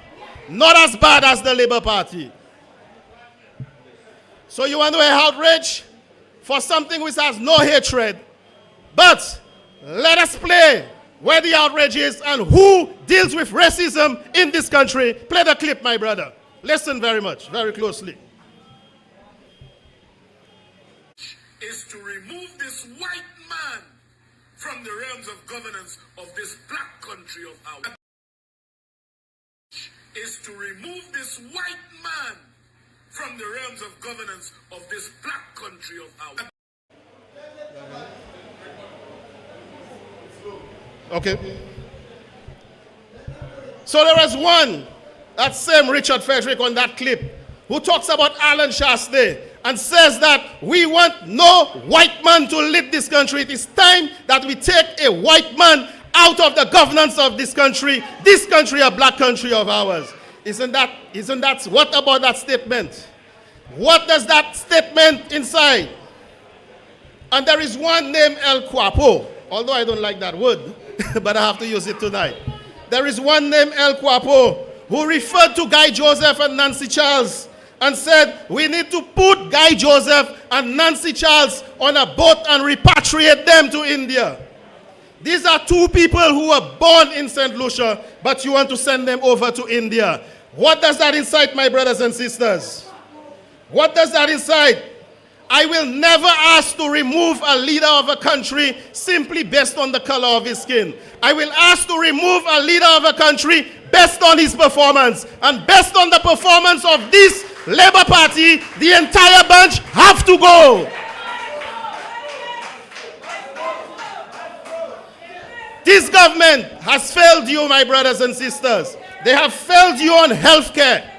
They have failed you on not being able to reduce the crime in this country. They have increased taxes on you. They have no housing for the poor. And they have the high cost of goods among so much in this country. So what do they have to do? They all must. They all must. Very well. And so I come to the housing part of it. My brothers and sisters, you remember it was under the UWP government that we did so many projects while I was chairman of housing, and I must thank the then Minister of Housing, Guy Joseph, for the assistance he gave in ensuring that we were able to do the best for this country. So we did 63 lots in Forestier in record time. And if you pass in Forestier today, you will see what has happened in terms of a proper housing development. And then we went and started the Talvan housing project. We started the Shock housing project. Another 500 lots plus that would have been made available for the people of this country, my brothers and sisters. This wicked Labour Party stopped the projects. Those lots could have been available to the people who they are moving from Banans today. It could have been made available, but they stopped it. And so, while we were doing Shock, remember it was them who went in and purchased Shock. And thereafter they said it was too steep to be developed. So guess what? We designed a plan for Shock of over 300 and something lots, plus the larger lots, which are the low density lots, the steep lots. We decided that we were going to build condominiums on those lots. So this condo idea is not a new one. It has been there, and we've had designs for those condos. We were going to put 3-level condos in Shock. And this is why we made that application to the Taiwanese government for the $4 million US dollars, or the 10 million EC dollars. And so the plan was, my brothers and sisters, that after the first phase of the Shock development was complete, we would have come in and build condominiums in Shock. 100 condominiums at $100,000 each, $10 million. Therefore, we would have made those houses or those condos available to the people of St. Lucia at the price of $120,000. We would have recognized a profit of 20% or $20,000 per condominium. It was our intention to use that $10 million as a revolving fund. So when you sell the 100 condos, you would have solved the problem of 100 families requiring a home to stay. Furthermore, you would have been paid back that entire $10 million plus an additional $2 million profit. What was the purpose of the $2 million? That $2 million would have been used for low-cost housing development in St. Lucia.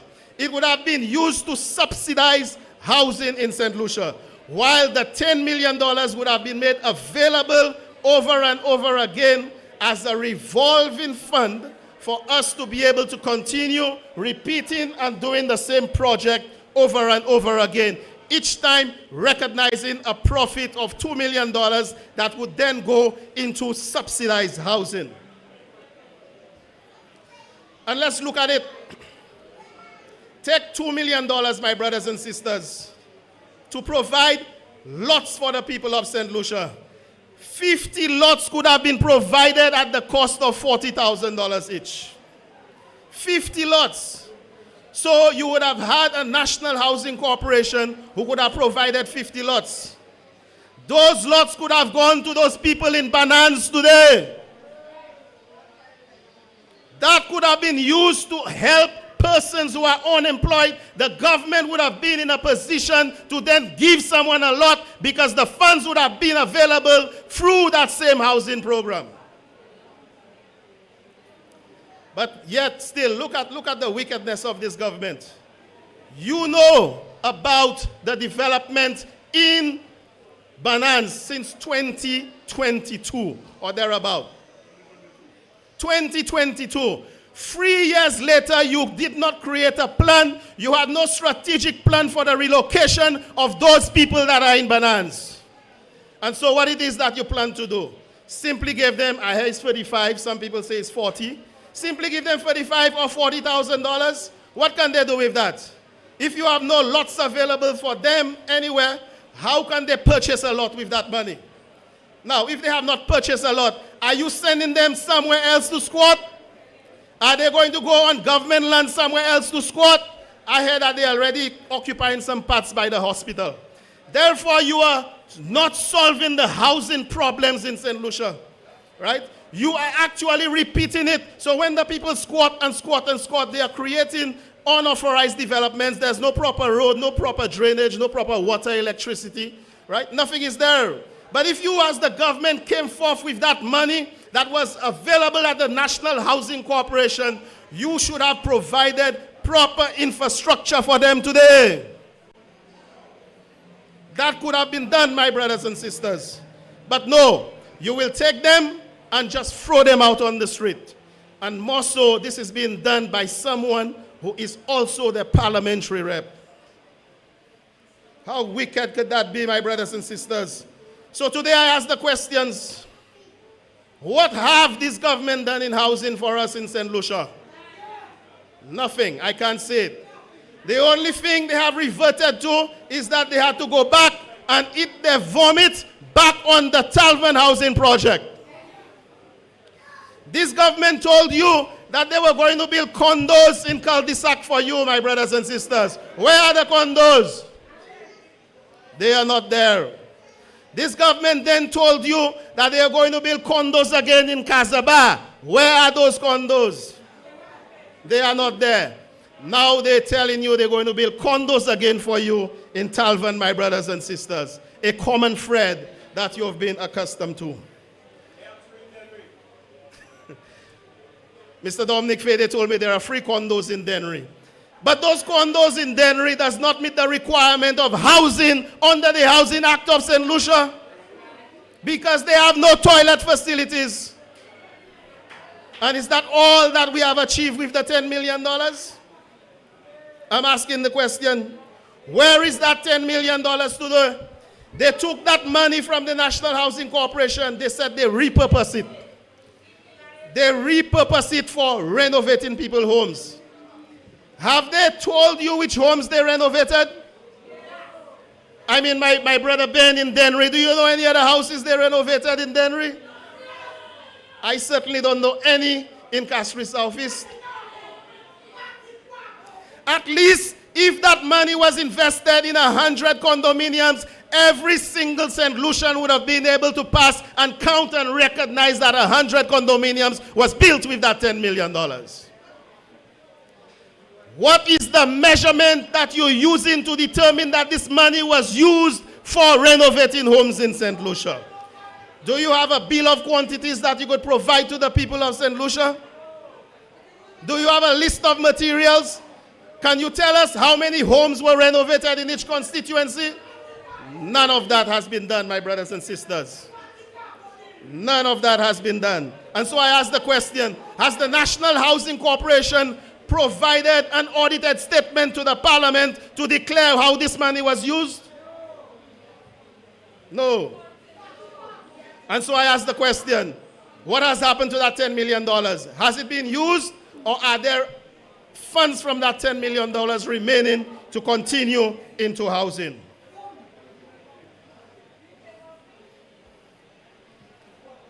No, my brothers and sisters, they have not done that at all.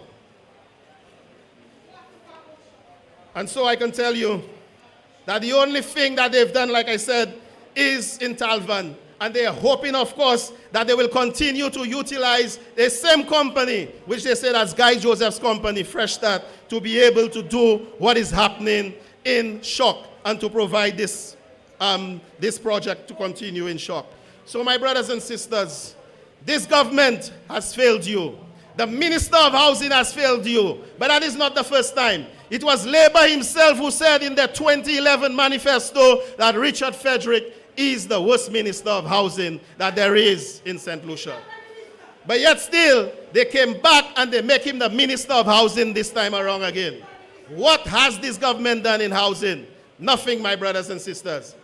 When the UWP government between 2016 and 2021 had a plan for the development of St. Lucia, and had they been in office today, Guy Joseph told you that there would have been 1,000 lots created in Castries Southeast. There would have been homes built all around St. Lucia. We were speaking with developers, we were speaking with investors and with suppliers overseas that would have come in and design and build and provide homes for the people of St. Lucia. This is your right, my brothers and sisters. Everyone deserves proper shelter, proper clothing in this country, and this government has failed you. And so I'm speaking as a proud St. Lucian to all of you here tonight. Come this election, you must vote for proper representation in Dennery South. You must vote for proper representation in every constituency in this country. And you must vote for a government that will not fail you. You must vote for a government that will provide the housing needs and the care that is required by the people of this country. And that only stands with the United Workers' Party. The substance of governance is with the United Workers' Party. All St. Lucians, I make a plea to you, including the supporters of the St. Lucia Labour Party. You have seen the failure that they've done to you, and tonight I'm asking you that when the bell is rung, we all come together and vote for government for progress in this country. I thank you.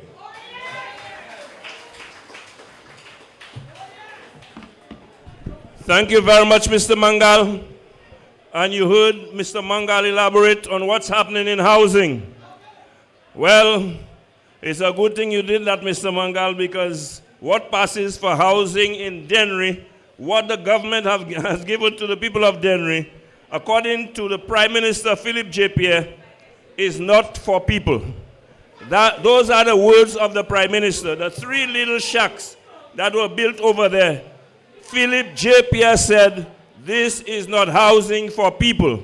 It is for the poorest of the poor, which means to the St. Lucia Labour Party, the poorest of the poor are not people. That is simply my understanding. So, ladies and gentlemen, I want to bring on our next speaker.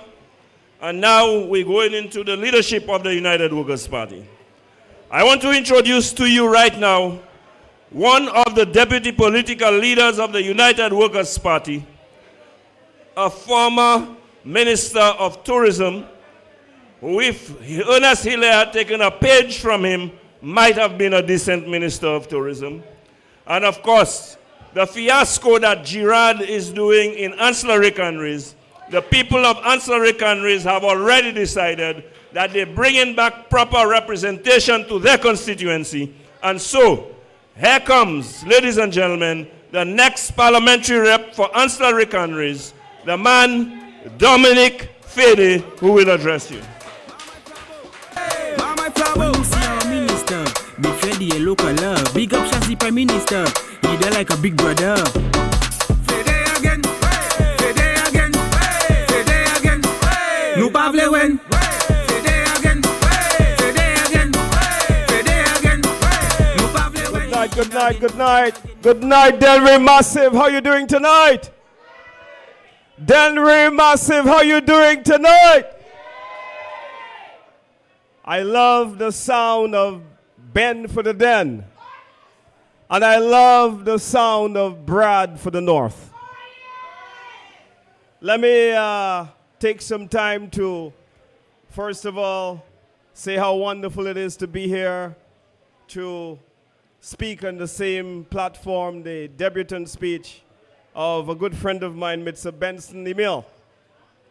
A man who have served this country and his community very well as PS of Youth and Sports, as PS in the Ministry of Health. Benson has been a stellar civil servant who has worked in the Treasury and in various other departments, giving public service to this country. You, the people of Dennery South, have a man of service representing you. In his own community as well, Ben has done an extraordinary job in the area of sports. And he has done an extraordinary job in being the coach for the Dennery football team. He's also been a national coach at the under-17 level for the St. Lucia under-17 team. So big up Mr. Benson Emil, who no doubt will be top quality in the cabinet of Alan Chasney when the United Workers' Party forms the next government. And then Brad, who has come out in support tonight. As you've heard from various speakers, we're doing a deuce ball here in Dennery. We're taking both the North and the South together, Ben for the Bang and Brad for the North. But Brad is a man who has served this region and the country well as well, because Brad has been a man who has worked regionally for a major regional company.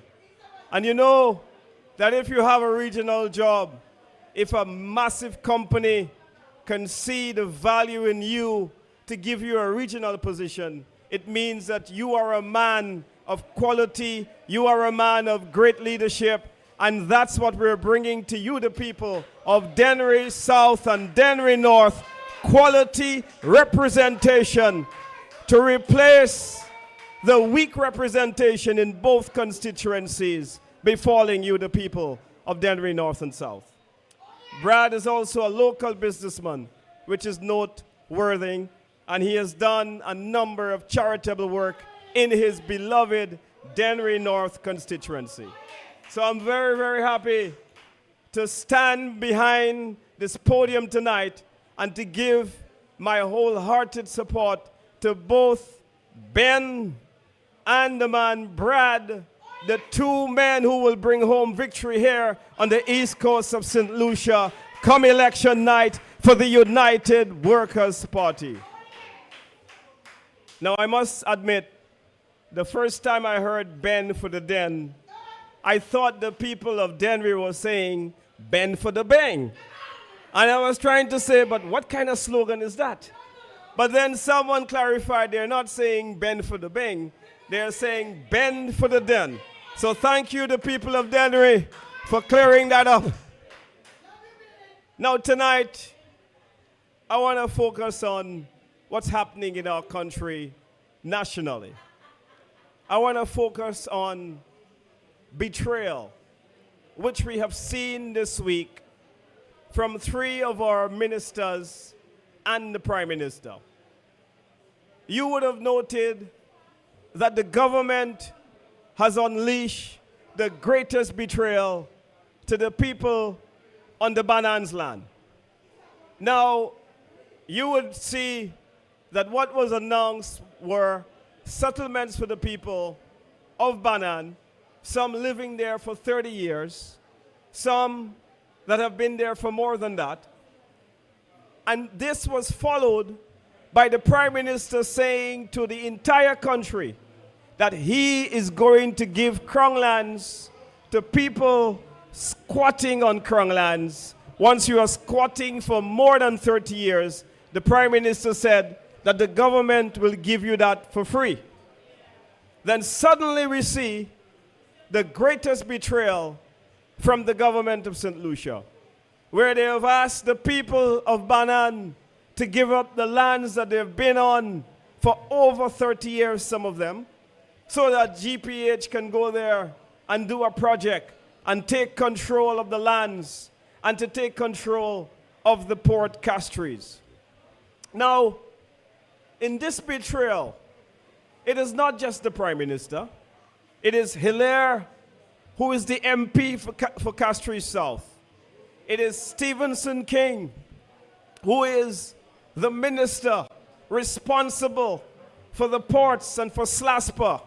All three of them have colluded with the entire cabinet to betray the people of Banan and the people of South Castries. I think the greatest betrayal, though, has come from the MP, the man whom the people of Castries South has voted in 4 years ago, and has said to them that he will put them first, that he will do his best to elevate them to a standard of prosperity. And now, 4 years later, he's saying to the fishermen of Banans and the occupiers of that area that you need to move from the land so we can put a foreign company to develop that land. That is the greatest betrayal that Ernest Hilaire has done to the people of Castries South. This, to me, is like Christ being betrayed by Judas for 30 pieces of silver. On this occasion, Ernest Hilaire and the cabinet have compensated the residents with only $35,000. Could you imagine that? This land is worth millions of dollars. This land is on one of the most expensive pieces of real estate in the country. This land will put several businesses to make many foreign and local companies rich, and the people have been asked to vacate the land that they have been on for the last 30 years. Now, why couldn't the Prime Minister tell the country that when he had announced that people who were squatting on Crown lands could have had the lands for free, why did he not tell us then that he did not mean the people at Banans Bay? Why did he not tell us then that he was talking about other people, that he was talking about other lands? And so this, to me, is the greatest and the latest level of betrayal that we have seen from the St. Lucia Labour Party. But Hilaire, we have seen, has also betrayed the construction workers of this country. You would have seen the contractors and the masons and tradesmen of the country saying to all of us that they went to work one morning and the boss man told them that their pay would go from $180 a day to $100 a day. And what did the Minister of Investment and the Minister of Tourism do? He said to them clearly that, look, you have to listen to what the people have said. You have to go with the way that the foreigners have stipulated your pay. He has betrayed the construction workers of this country for a foreign company, once again, giving the people of St. Lucia the bitter end of the stick. That is what they do. But you know what? The workers of this country, Ernest Hilaire, they have been asking you for how much? They have claimed that when they went to the employer and they have queried about their pay, they made an allegation on public radio that the company has said that they have already bought you and your government, and there is nothing the workers of this country can do about their pay being decreased.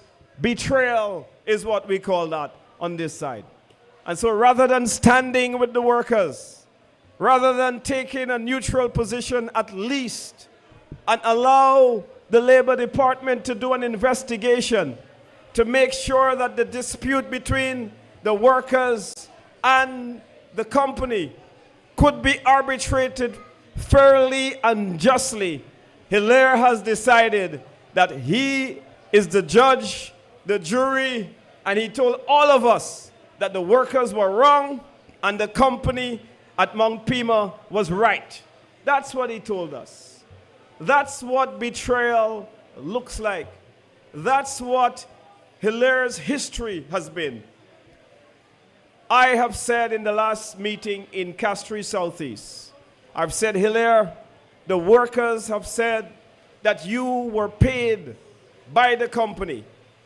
And I have said that the allegation is a very serious allegation. And if you have received money from the hotel developer, then it is important that you tell all of us, you are the Deputy Prime Minister, you are the Minister of Tourism, you are the Minister of CIP, where there's so much accusations of bubble. We are asking you to clear up whether you were paid by this company and whether what the workers have said, whether that is true or not. Not a word from Hilaire, no response, no response, no response. And so we're asking the question again. Was Ernest Hilaire paid for betraying the workers at Mount Pima? That is a question that we must ask and continue to ask, whether he was paid or whether he did this in his own professional judgment. And so I leave it to you, Ernest Hilaire, to come and tell us again, were you paid to take the company's side over the workers of Mount Pima? That accusation made by the workers is a very serious accusation. But it is not the first time that Hilaire has betrayed the country that he claims to love. Not the first time. You will see what has happened in CIP. You would have seen what has happened when we asked him to account for the passports. He told us that he needed to check with the Chinese company first to see whether he can get permission from Galaxy to tell us how many passports he had signed away to them and whether the 11,000 that Martinez has said was true or not. Now we know that it is true. Now we know that Martinez all along was telling us the truth about the passports, but not a word from Hilaire accounting about what has happened. He betrayed us again when he misinformed all of us, saying that he never had a joint account in his life. He said that he has never had a joint account, not even with his ex-wife. He said that in the parliament. But when the records came, it was the Auditor General who in a report said to the government of St. Lucia that Hilaire did not only not have permission to open an account, but Hilaire wasn't the only signature on the account for the High Commission office, that him and Jafali were the people signing on to an account belonging to the High Commissioner. And so whether you want to call it a joint account or you want to call it an account where you and Jafali signed, it is the same thing. You and Jafali were signing an account. You cannot change those facts. And when we ask you to account, you say that people hate you.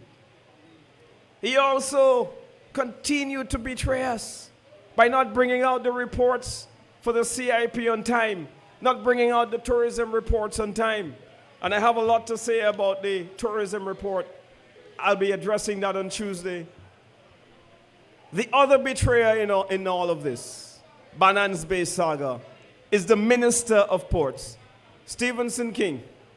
Stephenson King, Hilaire, and Philip J. Pierre are the three people responsible for this deal. They are the three people that are responsible for the ports, as Hilaire being the MP for the area, Pip being the Prime Minister and Minister for Finance, who's one of the ministers for SLASPA, and Stephenson King, the Minister for SLASPA and for ports in St. Lucia. And so therefore, what we see is betrayal again by Stephenson King. Stephenson King who has betrayed all of us in the United Workers' Party. Y'all remember when King, just before the elections, he was on TV with Alan Chasney telling us that the United Workers' Party was the best party in St. Lucia and we had the best plans. And he was telling the electorates of the country that Flabo was better than Labour. As soon as the election bell was rang, there was Stevenson King joining forces and saying that Flabo was not good enough. And he has not recognized that United Workers' Party. But I want to say to Stevenson King tonight that I leave you on election day for Stephen Fevrier and the constituents of Castries North. They will make you pay for that kiss of betrayal that you have landed on the people of the United Workers' Party. That's what I want to say to you tonight. Election day is coming soon, and we will get a chance to right that wrong. We will get a chance to pay you back for that betrayal that you have landed to the people of Castries North. And so the entire Labour Party is a party of betrayal. Kenny Anthony, we noticed recently when he addressed the gathering in Vieux-Fort. And I watched a man who from 1997 had come in and reorganized the Labour Party and rescued it from political oblivion and from the political wilderness of this country. You must recall that the Labour Party could have only won one election in 1979 for the electoral history from 1964 to 1997. And what has happened is the Labour Party was a better organization by Kenny Anthony. And Kenny Anthony was the first person to tell us that Richard Frederick was the most frightening thing to have happened to the politics of this country. And he sounded a warning then. And Philip J. Perry was his deputy who had a front row seat to how Kenny Anthony actually felt about Richard Frederick entering politics and being part of the cabinet. And so Philip J. Perry knew how Kenny felt. And he knew that Kenny Anthony, like Sir John, and like many other leaders like Alan Chasney, did not want anything to do with Richard Frederick. Here comes an election. They run him first as Labour independent. Here comes the cabinet being selected. What does Philip do? On the first day in the parliament to announce or swear in his cabinet, announces Richard Frederick as a cabinet minister betraying his former boss and leader, Kenny Anthony. And so that was why Kenny Anthony, when he was making his farewell speech, as I call it, did not want anything to do with any members of the cabinet. That's why he didn't invite them to his farewell speech. That's why he asked to be alone. That's why he told them, do not name any buildings after me. Do not name any community centers or highways or any public buildings after me. I do not want your honor. How could a man who has been so beloved by the Labour Party, how can a man who has poured his entire life into the organization to now say, I want nothing to do with the crop of Labour leadership? Philip J. Perry has betrayed Kenny Anthony. And again, we are seeing this as a continued trend of betrayal. Philip Perry told us that the loan he was getting, that the tax he was implementing was for health and security, the levy. And when we do check what was happening, he came to the parliament and said something totally different. He said to us that it was for a loan, to qualify for a loan from the Caribbean Development Bank. It had nothing to do with health care. It had nothing to do with security. But it had everything to do with meeting a precondition set by the Caribbean Development Bank. And that's how Philip Pierre deals and leads, is that he says one thing, does another. I mean, it was Herod who had to say to him once in Parliament that you have betrayed your constituents. On the one hand, you boast of being a 5-star general. But then when we look at your constituency, it is one of the worst in St. Lucia. What does that say about you that have been deputy prime minister, that is now prime minister for 4 years, that have been minister for tourism, that has been minister for infrastructure, and you abandon your constituency in the manner that you have? Is that public service? No, it is not. It is betrayal from Philip J. Pierre and the St. Lucia Labour Party. That is what has happened. And so we see a continued trend where Philip J. Pierre, Ernest Hilaire, and Stevenson King with the rest of the cabinet are not men and women that we can trust. And so if we cannot trust them, we cannot continue to have them at the helm of our government. It is time, my brothers and sisters, to make a decision, and that decision come election day is for us to make our collective voices be heard and vote them out and replace them with the United Workers' Party, with Alan Chasney, Benson Emil, and Bradley Filgens, Herod Stanislas, Guy Joseph, and the whole team of new leaders coming into the party so that we can drive this country forward. And so, my brothers and sisters, betrayal is something we cannot trust. This election, we must make them pay. We must rally together, my friends. We must knock on every single door. We must check the voters list. We must walk every single street. We must call every single person that we know to rally around every single rep. We must bring people to meetings like these so that they can hear the vision and plans of the United Workers' Party. We must rally behind every single candidate in this election. This is the most important election in our lifetime. If we allow the Labour Party to continue managing this country, for taking this country down the tubes, we will suffer dearly. And in St. Lucia, 5 more years under Labour, we will all not recognize it. The hospitals will be bad. The roads will be bad.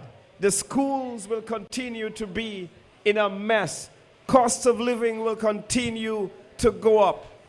Every single issue that is facing our country at this time, the Labour Party has shown us that they have no plan to deal with those issues, to make us a better country, to make us a better people.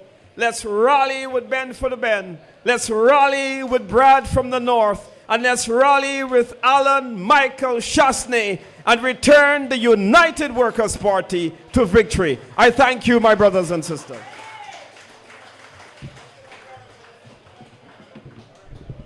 Thank you very much, Dominic Fede. Ladies and gentlemen, another round of applause.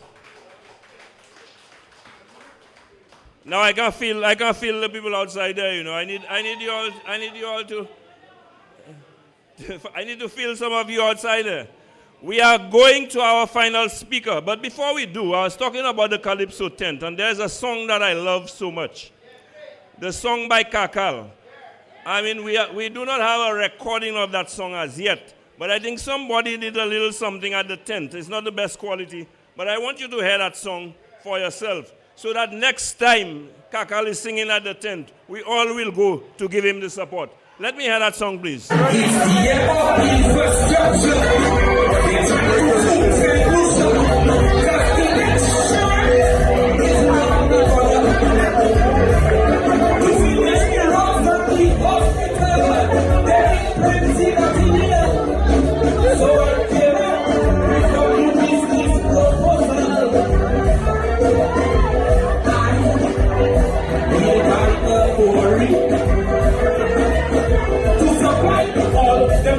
construction company. Now what do you want? If you look up things you want, there is a deep ghetto water pot. That is forgery. That is forgery. Take a drive. When you walk, congestion with the big truck. That is forgery. That is forgery. I will buy some land to my house to love some friend. That is forgery. Tell them that is forgery. For the interest of this nation, to build a solid foundation, you must accept all what you see is forgery. You must accept all what you see is forgery. You should have been at the tent last night, but the next time Kakal is going to sing this one, you should be there. You know, one of these days I must invite Kakal to Sunday Live to sing that song for you. You know, I love that song so much. You know, whenever you hear a song for the first time and that song stay in your head, you know that is a hit. Because all last night I lying in my bed, and all I thinking of is that song, is that song, is that song. And I there lying down, I thinking, you know, how did the song go again? The poor people in Banans Bay, GPH kick without nowhere to stay. That is all our CIP money, Labour give Galaxy. That is Ernest Hiller side with investors against the St. Lucian workers. That is you'll have one from me. You want more, ladies and gentlemen? We're turning here into a Calypso tent tonight, you know. Because I hear on TV and radio, Vunga taking orders from El Guapo. What you say? Police get guns and ammunition. No arrest, I don't understand. That is. You all like the song just like me. I love it. Ladies and gentlemen. Yes. You know, no, but there's a line in that song I think that's missing, you know. Now, Kakale come from Grozile, but he's supposed to know what's happening nationally. Because I hear in 3 short years, Kazimi is a millionaire. That is.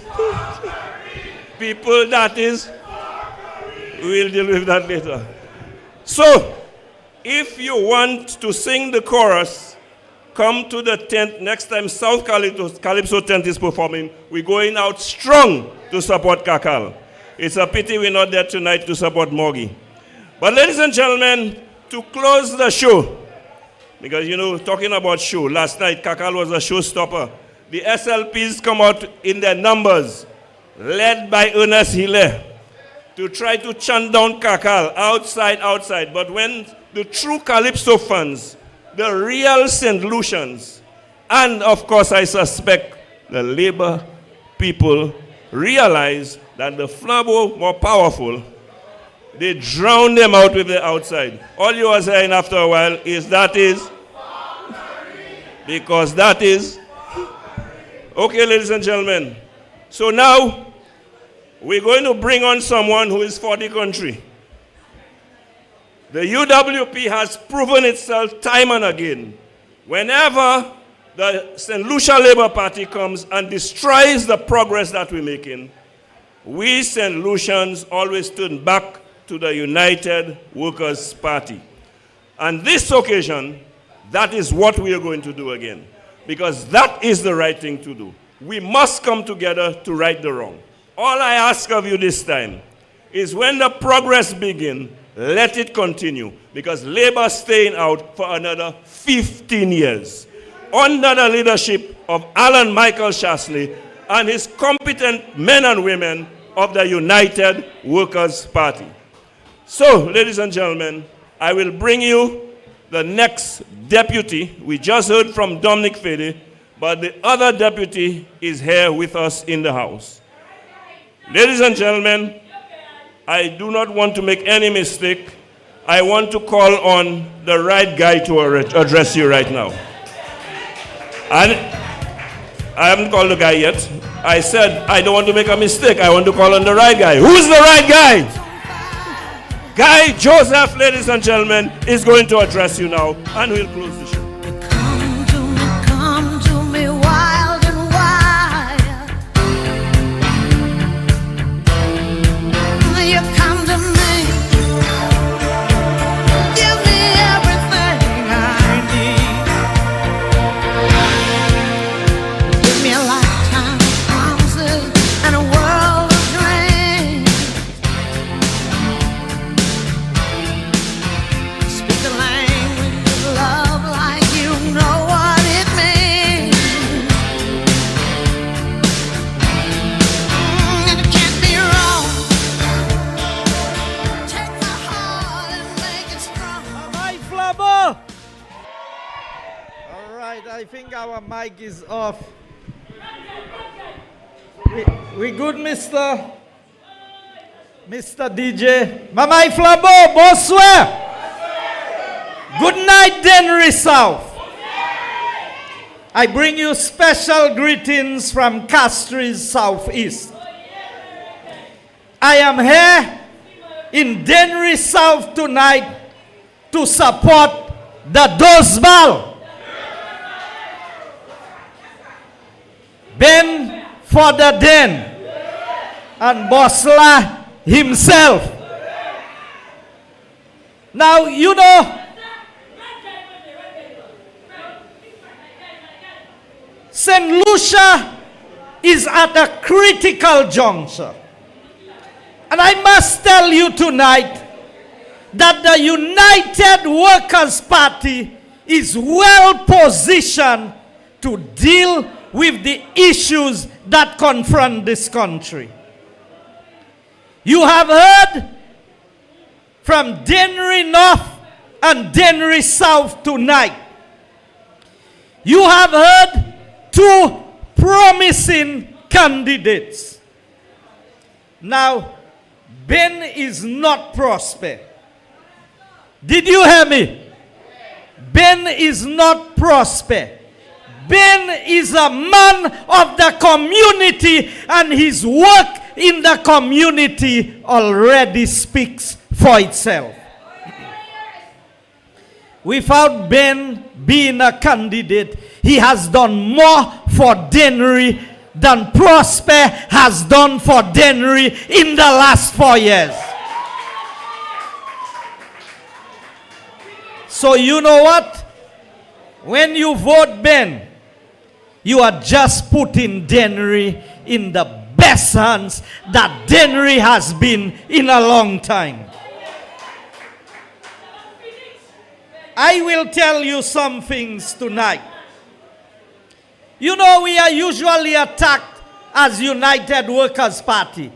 And some of you allow the Labour Party to bully you on social media, on the live, and people always telling me, oh, the Labour rights want to take me on. And you heard Spider, even in the Calypso tents, they want to take you on. But I tell them, I will take them on tonight. Now, Monsieur Richard Frederick, yo batizeu El Quapo. You want to send me back to India? I want to say something to you tonight, Richard. And I want you to respond to me on your show on Thursday.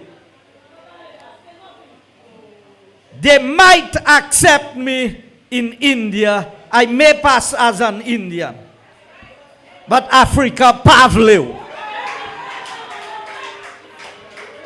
You are disgrace to the African race, and you are disgrace to the human race. You are despicable individual, Richard Frederick. That is what you are. And I want you to respond to me on Thursday. And when you respond, I will give you the rebuttal. Just don't forget, we serve in cabinet for 5 years together, and I know what you give. King is the only one in Flambeau who was afraid of you. Là où te vle faire c'est vieux dilo en gouvernement. C'est moi Steve te ka kouye pour di Guy Richard kay vinek sa bloc Liban. Because he was afraid of you. But it was persons like Spider Montooth and myself. You know why it was Spider Montooth? Because you all tried to weaken the senators. So you all said people like Alan Chasney are senators, Guy Mayors, they don't have no say. But it was. And you, Richard, I want you to remember, you all want to come after Flambeau supporters? Tim is here tonight. Tim spoke. Tim was chairman of NHC, National Housing Corporation, under your watch, Richard Frederick. And when Tim saw the things you wanted to do in NHC, he called me and he said, Guy, that kind of corruption that going down in NHC, I don't want to be a part of it. I said, Tim, you are a businessman. If you're not comfortable, do what you have to do. You know what Tim did? Tim resigned from the chairman of NHC. You know what Richard Frederick threatened to do? Go and acquire his property in Marigot when we were doing the housing project there. That is the nature of Richard Frederick. And I had to go down there with the NHC, with Richard Frederick, with Michael Flood, and have a meeting with Tim and let Richard know you cannot go and acquire the property where the man has his business operating. You find it strange that they're going after the people in Banan when they just sold acres of land for Renault right next door. So Mayor Renault, well, not Renault, Renault's daughter. You put Renault's daughter there, but you pushing out the residents of Banans. Aku kadime lapana kompluan da baisa. Lapana bobolan di da baisa. So I want St. Lucia. I want St. Lucia to open your eyes to what is happening. You went and you sold bananas for a fraction of the price. What did you sell to Renault? So, ou van by Renault banan, e kou ka pousse se moun, Renault pate jamais ka occupy pièce te banan. The people who have occupied land for over 40 years in Banan, after Philip J. Pierre promised that if you own crown lands for more than 30 years, the land is yours for free. Now I have news for you. And I have a question for GPH tonight.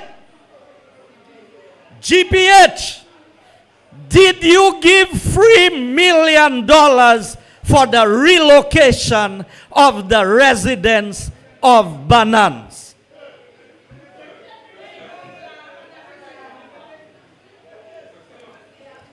And not 3 million EC, you know. 3 million US. GPH, which lawyer did you give the money to for the relocation of the people of Banans? And if $3 million US was given for the relocation of the Banans people, why is it SLASPA that is paying the $35,000 for the relocation of the residents of Banans? So, Richard, I know you know everything. So I'm asking you, when you go on your program on Thursday, explain that. And tell me if he's the lawyer that said he now know who his friends are. You di may on a birthday party. Go on to a Labour Party about this moon to sell guitar party. So if I can Anthony Asuyo, idi pavlejan Labour baili. But a book di mayo disfellowshiply from Labour. So St. Lucia, I want to know who is that lawyer and whether the 3 million US, now you know 3 million US is about 8 million EC dollars. So if 8 million was given for the relocation of the people of Banans, now Tansa, Mabak Maachebe, Mwetan Baila Yoka Bila su Millennium Highway, say from Memlaja sa. You see they're building something just before you get to where Hes there. You see they're building a tourism thing there. I heard that's part of the money. Who has the contract and who is paying? And I heard they're going to build a park in Marigo, part of that same money. And the people from Banans, you want to give them. Let me tell you something, St. Lucia. The Labour Party has no regard for you when you are poor in this country. Because they don't consider you a human being. What did Philip J.P. say? Mitwati kaila balai Dennery. Boben. Ben for the den. Si u bill. Pies kay letasa. By a moon Dennery. Nuka fire. You will never disgrace the people of Dennery with what Richard Frederick built there for the poor people of Dennery. And Philip J. Pierre, Sahotla, you are dressing a gathering of people and you say, well, these houses was not built for people. So by how they build by share? Huh? You said it was not built for people. By Kabwitute Billy, by Beth, ebe by Kosho.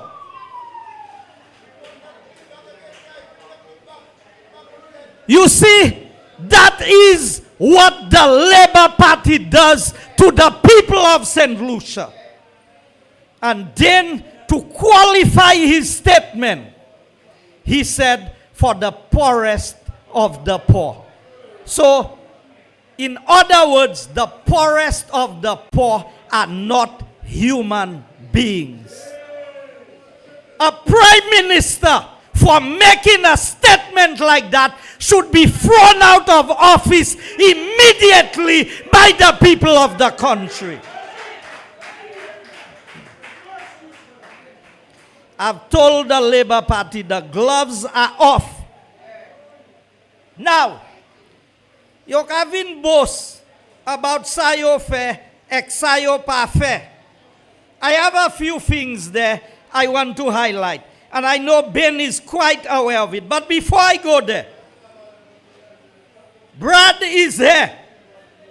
Brad, you have worked with the NLA. You know what has happened in there. I have a list of contracts that Sean Edwards issued when he was minister for the previous term of the Labour Party government between 2011 and 2016. The minister's account. Sean, leu kay pale for Dennery. Mwen vle ou di Jean Dennery enough. Why you needed a minister's account to operate the NLA money? Why was NLA money going to an account that was in the minister's name? So si se gay qui te fait ça, hot tout ka di gay s'envole. Hein? Ou jamais tant gay operate account gouvernement? Why was Sean operating an account? And if you see the amounts that's on that for the Larry Shoes playing field, you would think it's a gold-plated surface playing field you have in Larry Shoes. They have Larry Shoes, they have the SAP. Ek usab kimun kita corporate sa Joachim Henry under Ada Inc. and Sean Edwards. Ek masabaw contract asusa si Telma. Tansa. Carpentry and joinery, floor, wall, and ceiling finishings at the Larry Shoes playing field. Mamai Dennery North, Tansa. Carpentry, joinery, and flooring, wall, and ceiling finishings at Larry Shoes. $246,530. That was the estimated price. You know how much they paid? $269,225. Larry Shoes playing field. L'ampli toujours savent. Dominic, you know they have Canaries playing field on that. Supervising and professional services, Ada Inc. One of the directors of Ada Inc., Joachim Henry, $80,000. Mama, I simply see. Lemwe descend Dennery North. Monsieur Sean Edward. Ngavin pou. Because last time you all made bubble with the national lotteries. This time is with the dead you all making bubble, the Labour Party. Contract Kabaya Cimetière, left, right, and center. Pièce travail parfait. Ek moun kadro. Richard Frederick, that is happening under your ministry. When you go on your program on Thursday, I want you to respond to me and I will come back for you. Now, let me show you what real governance is. Today, Labour Party is boasting about water tanks and this and that. Let me tell you, under United Workers' Party, under the DVRP project, procurement of water tanks for schools, health centers, faith-based organizations, civil society organizations, and institutions for vulnerable and at-risk persons to respond to the drought during and after a hurricane. So the UWP was already in the business of giving water tanks.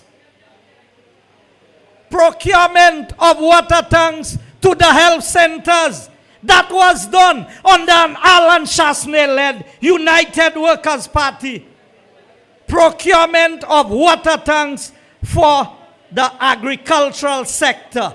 $292,927. That was through Bryce and Company, where farmers received. Tansa, and I saw Mr. Lynch in the audience.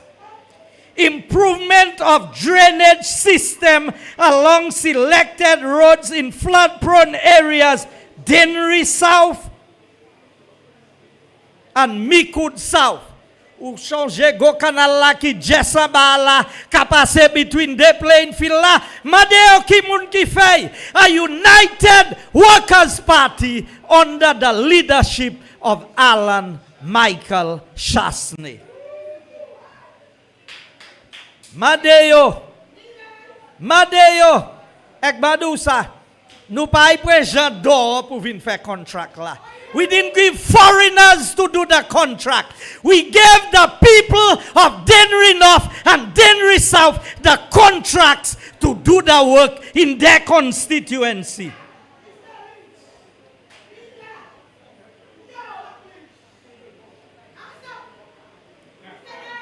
I see Herod here. I see Dominic here. Improved drainage system along selected roads in flood-prone areas. Anslare, Mondo, Millet, Canries, Palmis in Soufre, and Cafe and Myers Bridge. You see, I want you to know that the UWP, and remember, with COVID, we were able to do all of these things. Moi, drive the San Chimère, où est l'état de Chimère, avant où il va choyer Byron pour Angers.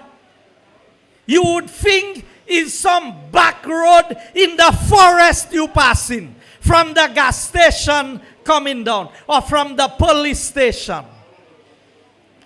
That is our main highway under Stevenson King, Philip J. Pierre, Sean Edwards, and Prosper. Keep me here no Prosper. Huh?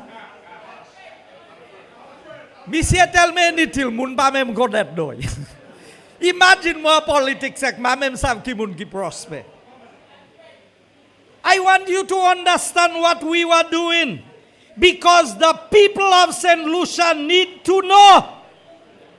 Sometimes they tell you, now Benson, you are here. I want you to tell us, we had set up an early warning siren system for flood-prone areas. Is that working?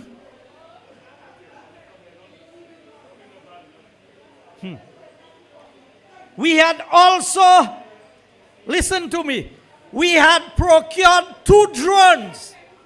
Dennery has a lot of fishermen. The fishermen go out to sea and sometimes they get lost. Under the DVRP project, the UWP government had sought to secure 2 drones. That if a boat was lost at sea, you could put out these drones and try to pick up a signal where these boats are. Made Prosper, as Minister of Agriculture, kose drones are here. You know what else we had done? You know what else we had done? Let me tell you. Supply and installation of free tide gauges in Dennery, Soufre, and Vieux-Fort. So if you are having a high tide, if you had a situation where you had a tsunami coming, there would be an early warning system in Dennery, Soufre, and Vieux-Fort to warn the people. Where are these projects? Because these projects was being done under a United Workers' Party. Now, where is the Dennery Hospital? Lebala Pukatlane. As you had your word about the Dennery Hospital that we had started at Boisjoli. Now I will tell you, the Labour Party had designed the hospital for Dennery. When we came here, you remember we did a sword turning ceremony. The contractor was a French contractor coupled with a local contractor, Mr. Lynch. Work had started. The consultants looked at it and they said to her, when the consultant looked at it, you know what he said to me? He said, Minister, you can go ahead and build a hospital if you want. But if you proceed with the hospital, you're going to have a Saint-Joly on your name. I tell him, a Saint-Joly? What are you talking about? He tell me, you see, the same fiasco that the government had done at St. Jude is what would end up happening at Bois-Joli. So he called it Saint-Joli. And even if he was losing close to $1 million as the consultant, he said, we are not proceeding. He don't want the job to supervise that project because that project is going to be a disaster. We brought the man who designed the project and we asked him to explain his design to us. Imadenu $350,000 to explain drawing na because drawing na pati bon. It was costing us cheaper to go and redesign a new hospital for Bois-Joli, which was done, and we had to secure the funding for the hospital. Labour has been in office for 4 years. Madeyo kolopitala. But Ben further then, that is your job. When you come back, Dennery, in your first 5 years as parliamentary representative, must have a new hospital.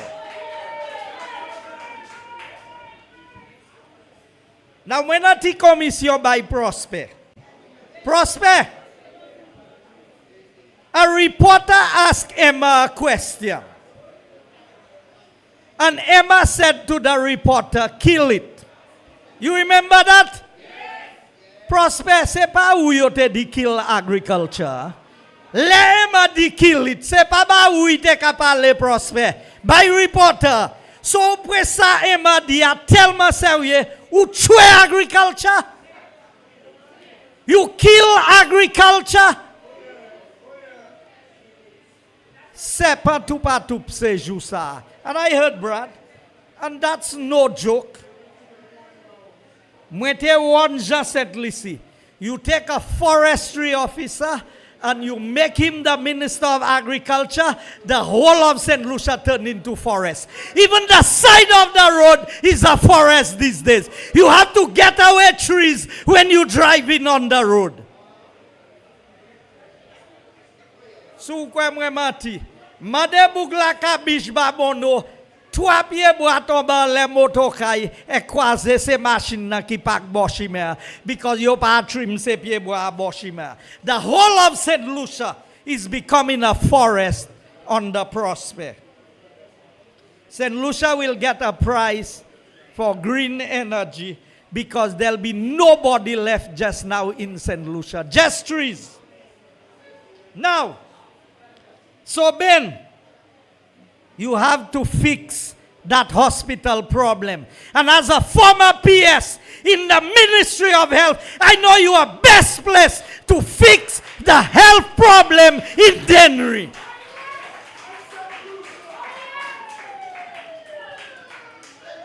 Now, Mamele sa Prime Minister di. Ben, we need a man who can fix health in St. Lucia.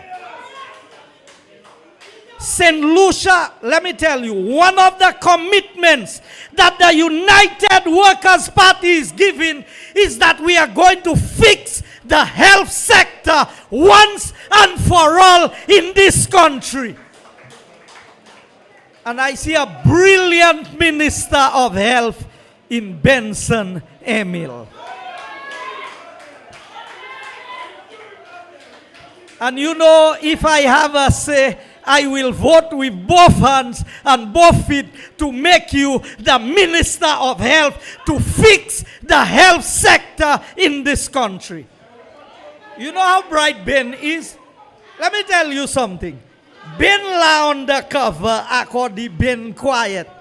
That is a brilliant son of the soil in Dennery. Let me tell you how brilliant Ben is. We went to a meeting.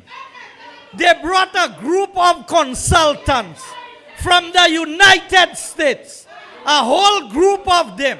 You can pay you come $100,000 to win for a presentation on universal health care. Ben sitting next to me, his computer on his lap, under the table. Ben tell me, look at that. Let me get the presentation, Ben. Mwete sa di se consultant lasis ek gade nom pale. Me ben a la stage la ek ben kay for presentation about universal health care by heart. That's the man I am talking about tonight. A man with a vision for Dennery. A man with a vision for the health sector. And I heard Spider, when Spider said, even for Calypsonians, they have to pass a hat around. Everybody is a charity case under the St. Lucia Labour Party. We have all become beggars in our own country. But that will end when you elect the United Workers' Party. No more barbecues. No more fundraisers for healthcare, because every St. Lucian will have health insurance under a United Workers' Party government.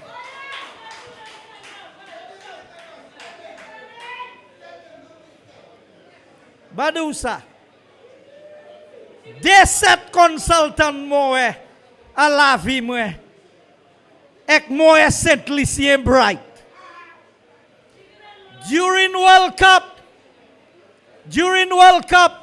they brought Canadian consultants to help manage. Ou change se hile qui était in charge kuma Cricket World Cup. Yo mene Jean Canada. Se bugla pa have ko pou ale sa pou fe. I was on the committee, the fella said to me, what you all asking? 19,000 is the capacity of your stadium. We are accustomed of handling events like the Daytona race, 500,000 people. So 19,000 is just officials we handle. When they heard Alan Chasney speak, that's the first time I met Alan Chasney in person. You know what they said to me? But they don't need us here. Alan Chasney knows everything to do to handle World Cup. Se bugla vin fè presentation yo, ek ben hafe disota travail, se bugla hafe. Ben te sa bay se bugla a presentation pou yo fe. Ek presentation ben na, te kay 6 fois pli mer pa se presentation yo a.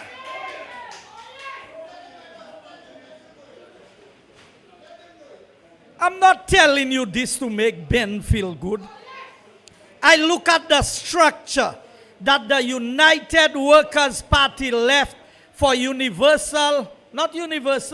for national health insurance.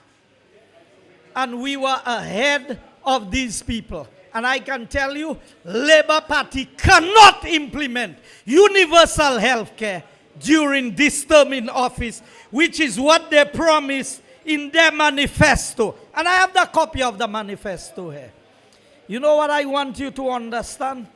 Labour Party is a party of bluff. They never want to do anything for the people of St. Lucia. So, Ben, you have your work cut out for you. Now, my lady, a teacher by Monsieur Joachim.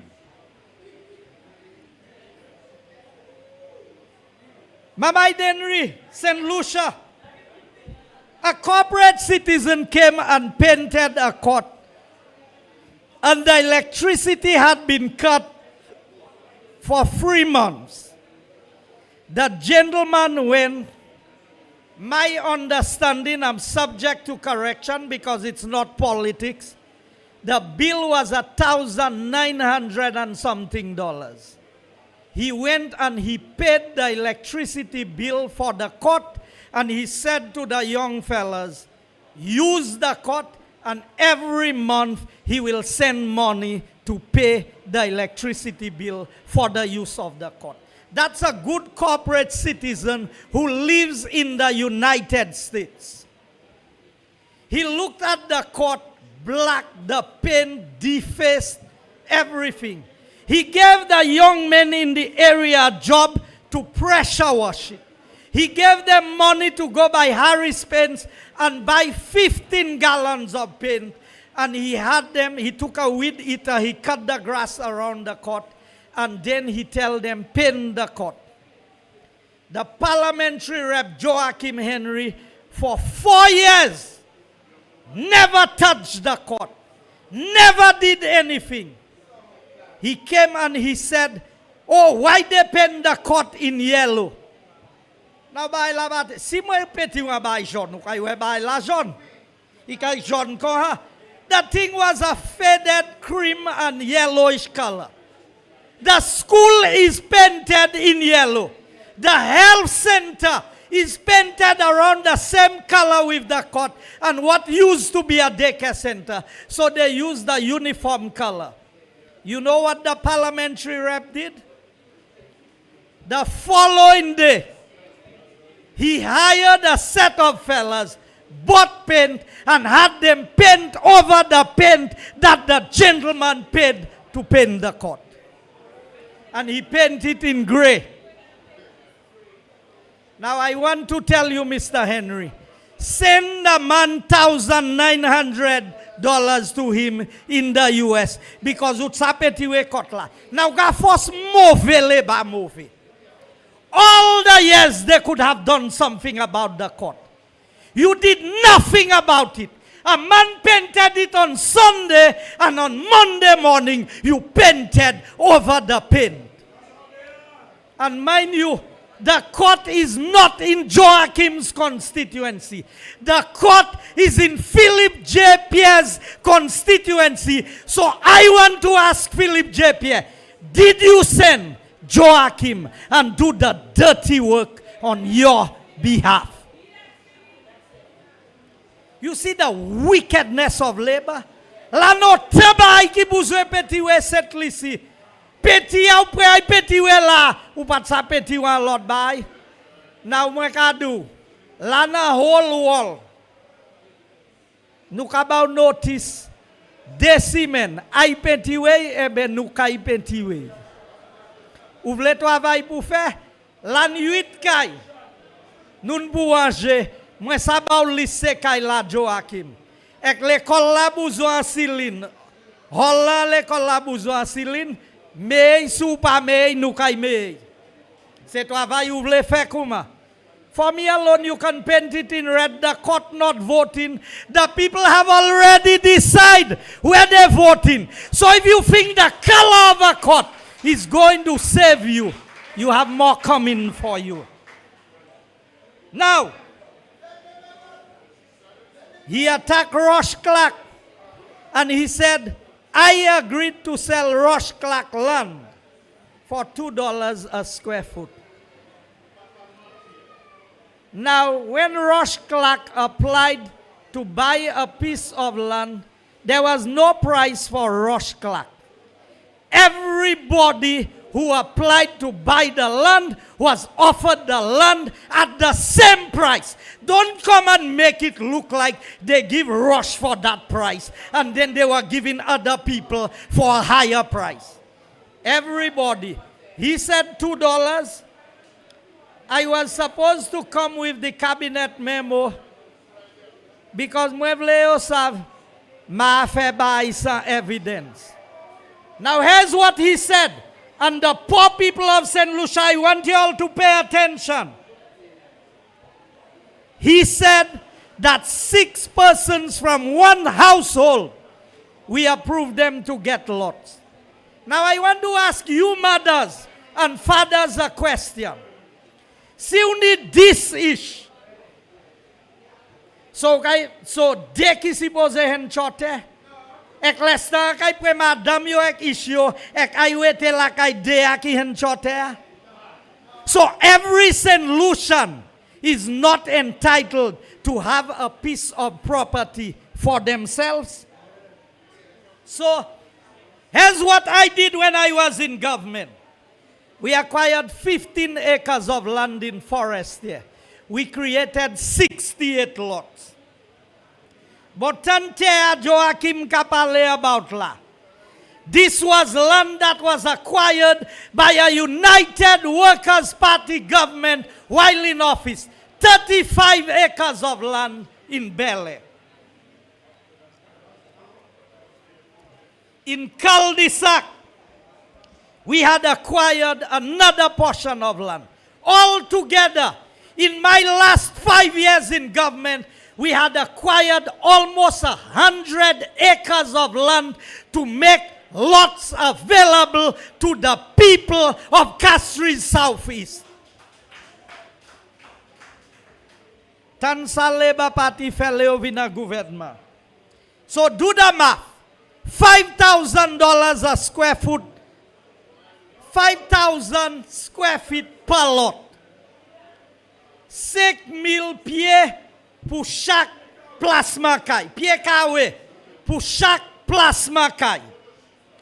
6 members of a family will get 30,000 square feet.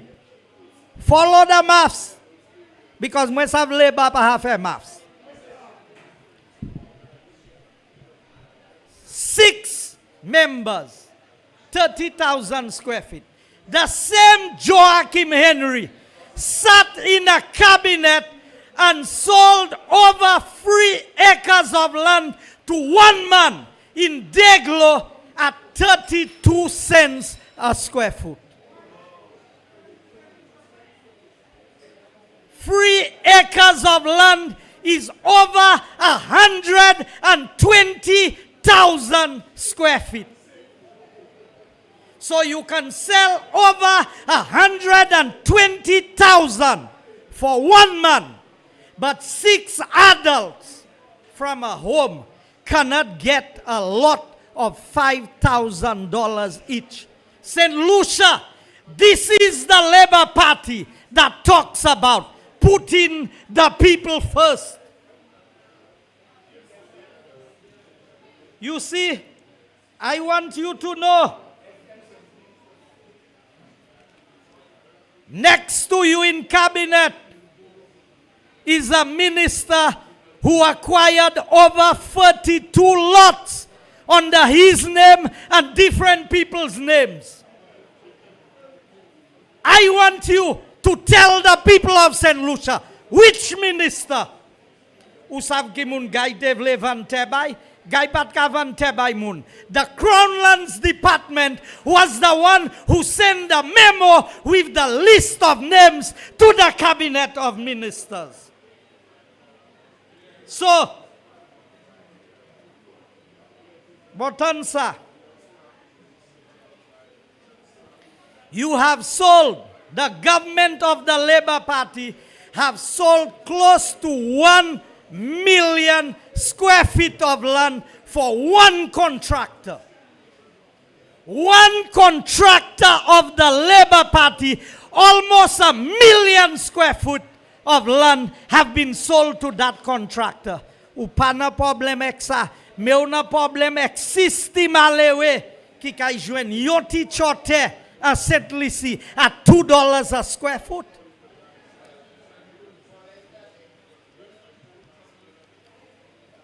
I need to push on to close. The NLA is in problems again. 80 million. I want Bebe to tell us who got the contracts for the 80 million. Because when it's Flabo, we have to account for what we do. Yo toujours do gay fe bobol. Yo la pou 4 l'année. Pierre po sa henni. Kenite la pou 10 l'année. Yo pa henni. Kita yo kay henni. Ek tout bobol la. A deuxième nous set lisi a breza. Nou pa awe. Now, you think things bad? Hear what they did for GPH.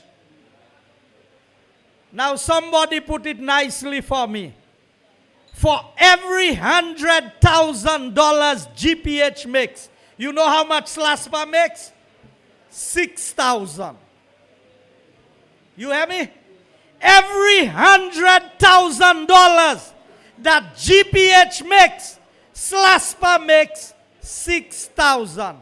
Ek 6,000 na SLASPA niya, ini po ay dredge la mea pou se bot GPH la twe. Ini pou maintain pot la. La jasa pa memase pou balye a sou pot la. Fales pou maintain pot la. Ek tan sa Philip JPF. I was on Newsmaker Live. I gave them the information. Have they responded to me? Bo. Cabinet conclusion 246D of 2024. Tansa 100,000 i-buy GPH. Ek nou ka fe only 6,000 asu chaque 100,000. Tansa yo kay fek la ha. Pursuant to Section 140 of the Income Tax Cap 1502, 100% exemption for the payment of withholding tax for a period of 30 years, commencing January 15, 2024 and terminating January 14, 2054. So tout la ha yo fait. Yo sa fait sa yo vle pi. Yo pan pou chen desu set lisi. Ek tan sa di. On the repatriation of profits, dividend, interest, mortgages, and repayment of mortgages. So GPH sa pre loan l'Amérique. Ek yo sa servi l'argent set lisi pou pay loan na, and they are given a tax-free concession. You know what it is to repatriate? Utan se Rasta toujours ka parler about repatriation. They want their repatriation benefits for the advantage that was taken, and some of them want to relocate to where they came from originally. Well, la janou ki setli si, piye ba yo tax-free pour repatriate li l'autre pays. I vote by Labour toujours. I vote by Labour toujours. Ek lecho, vin hele bay flabo, ek kwe flabo, sa wanje tout bay. Le pied fini ek nou setli si. Pa même chilot la ki asu nou, ki kaisa nou. You see Philip J. Pierre, Ernest Hille, and Stevenson King, when they finish with this country, pa kwe King bon sav. Nou do bout King, mi spider la, le King vini pou exchange Ministry of Education pou an vie building asu Brazil Street. Mwen di Steve, bagay sa pa kay sa pa se cabinet. De ministay vini ek a proposal pou me tout propriété set lisi a dan yo company. Every government building, every school, every hospital, every health center, ek yo di yo kay pre loan against sa pou pay debt set lisi. Mwen di Steve, pa kite bay sa vin cabinet. Le vin cabinet, ou sav ki moun kiten pou blok li? Spider, myself, and a few other ministers. So you find it strange that Labour can do all of that and King cannot speak. St. Lucia, keep your eyes open. They are selling our country right under our nose. GPH is the worst deal of the century. What they have done amounts to treason. And I want to say to St. Lucia tonight, we have a hard task ahead of us to fix this country. But I know the team assembled by the United Workers' Party is a formidable team of men and women under the able leadership of Alan Michael Chasney. St. Lucia, They want you to fear Alan because of his complexion. Do not fear man because of the texture of his hair or the complexion of his skin. Fear man for what is in his heart. You know what the Bible says? Out of the heart proceeds the issues of life and death. And the Labour Party, Cheyo Papu Setlisien. Look at what they're doing to Mary on the beach in Grosile. When it was Kazaba, Madri, what did they say? Jack don't want me to bathe on my beach. Sayon Budiabweza. What do they have to say today? Where is Philip J. Pierre? Where is Richard Frederick to fight the cause of the people of Banan? But you see, they are the ones who sell the people of Banan. Because te ayo by Renoa, yo te sa voese jabananda la, ek yo te sa by GPH koyo ye la. Me yo ay vantea by Reno avant. Now whether van by... So, Renault panase te St. Lucie. Renault don't have enough property in St. Lucia. You want to sell the property to him, but to get the poor people of Bel Air a little lot of land of 5,000 square feet.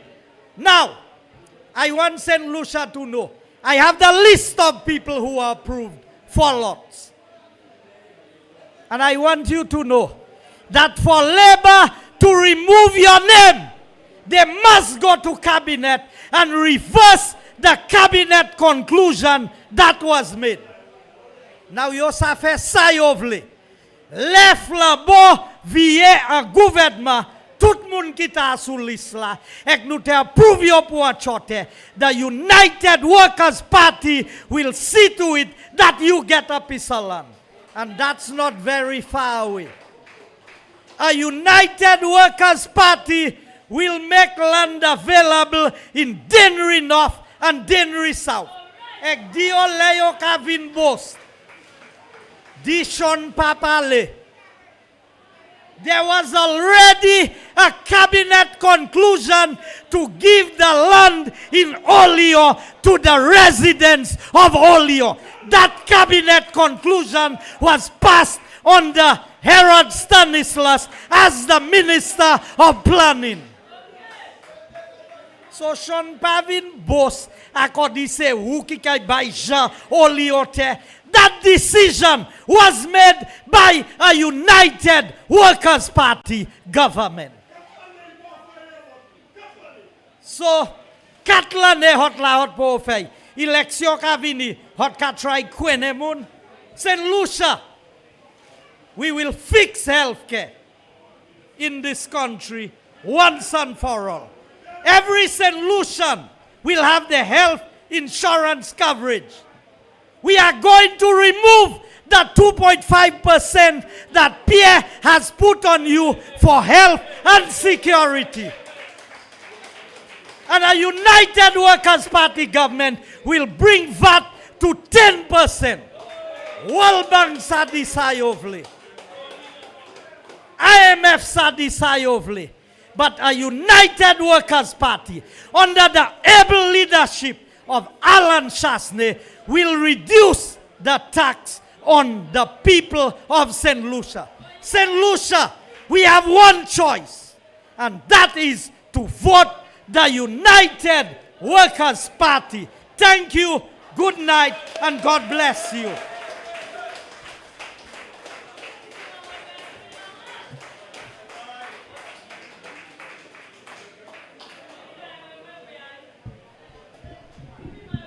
Yes, ladies and gentlemen, we have now come to the end of today's Sunday's Live.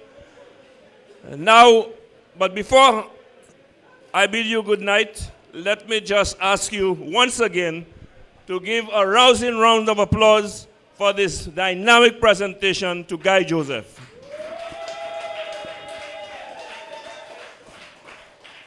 Let me just inform everyone that tomorrow is a holiday, so there'll be no like it is. I know you don't like that. But on Thursday, we'll be having Meet the Opposition. But tomorrow, since it is a holiday, you can come here from 4 o'clock in the afternoon between Ben and Bradley. They are having a bingo session tomorrow, only $20. You can get your tickets before you leave tonight and come back here tomorrow afternoon to support the duo, the two new parliamentary representatives who will be representing the Dennerys. Give them your support tomorrow. So let me just say, on Tuesday we are having our usual press briefing. Stay tuned. And of course, like I said, those of you who can, whenever Morgie or Kakal is performing, let us go out there and support them once we can do it. Tonight, I want to say we had a very interesting, very informative Flambeau Live, and I want to thank all of you who came out and gave your support. I want to thank all of those who are always with us on live stream, and I want to say a special thank you to those in the diaspora who continue to follow the United Workers' Party. And I want to say to all of you to have a very good night, get home safely, and God bless. All the best to you. Good night.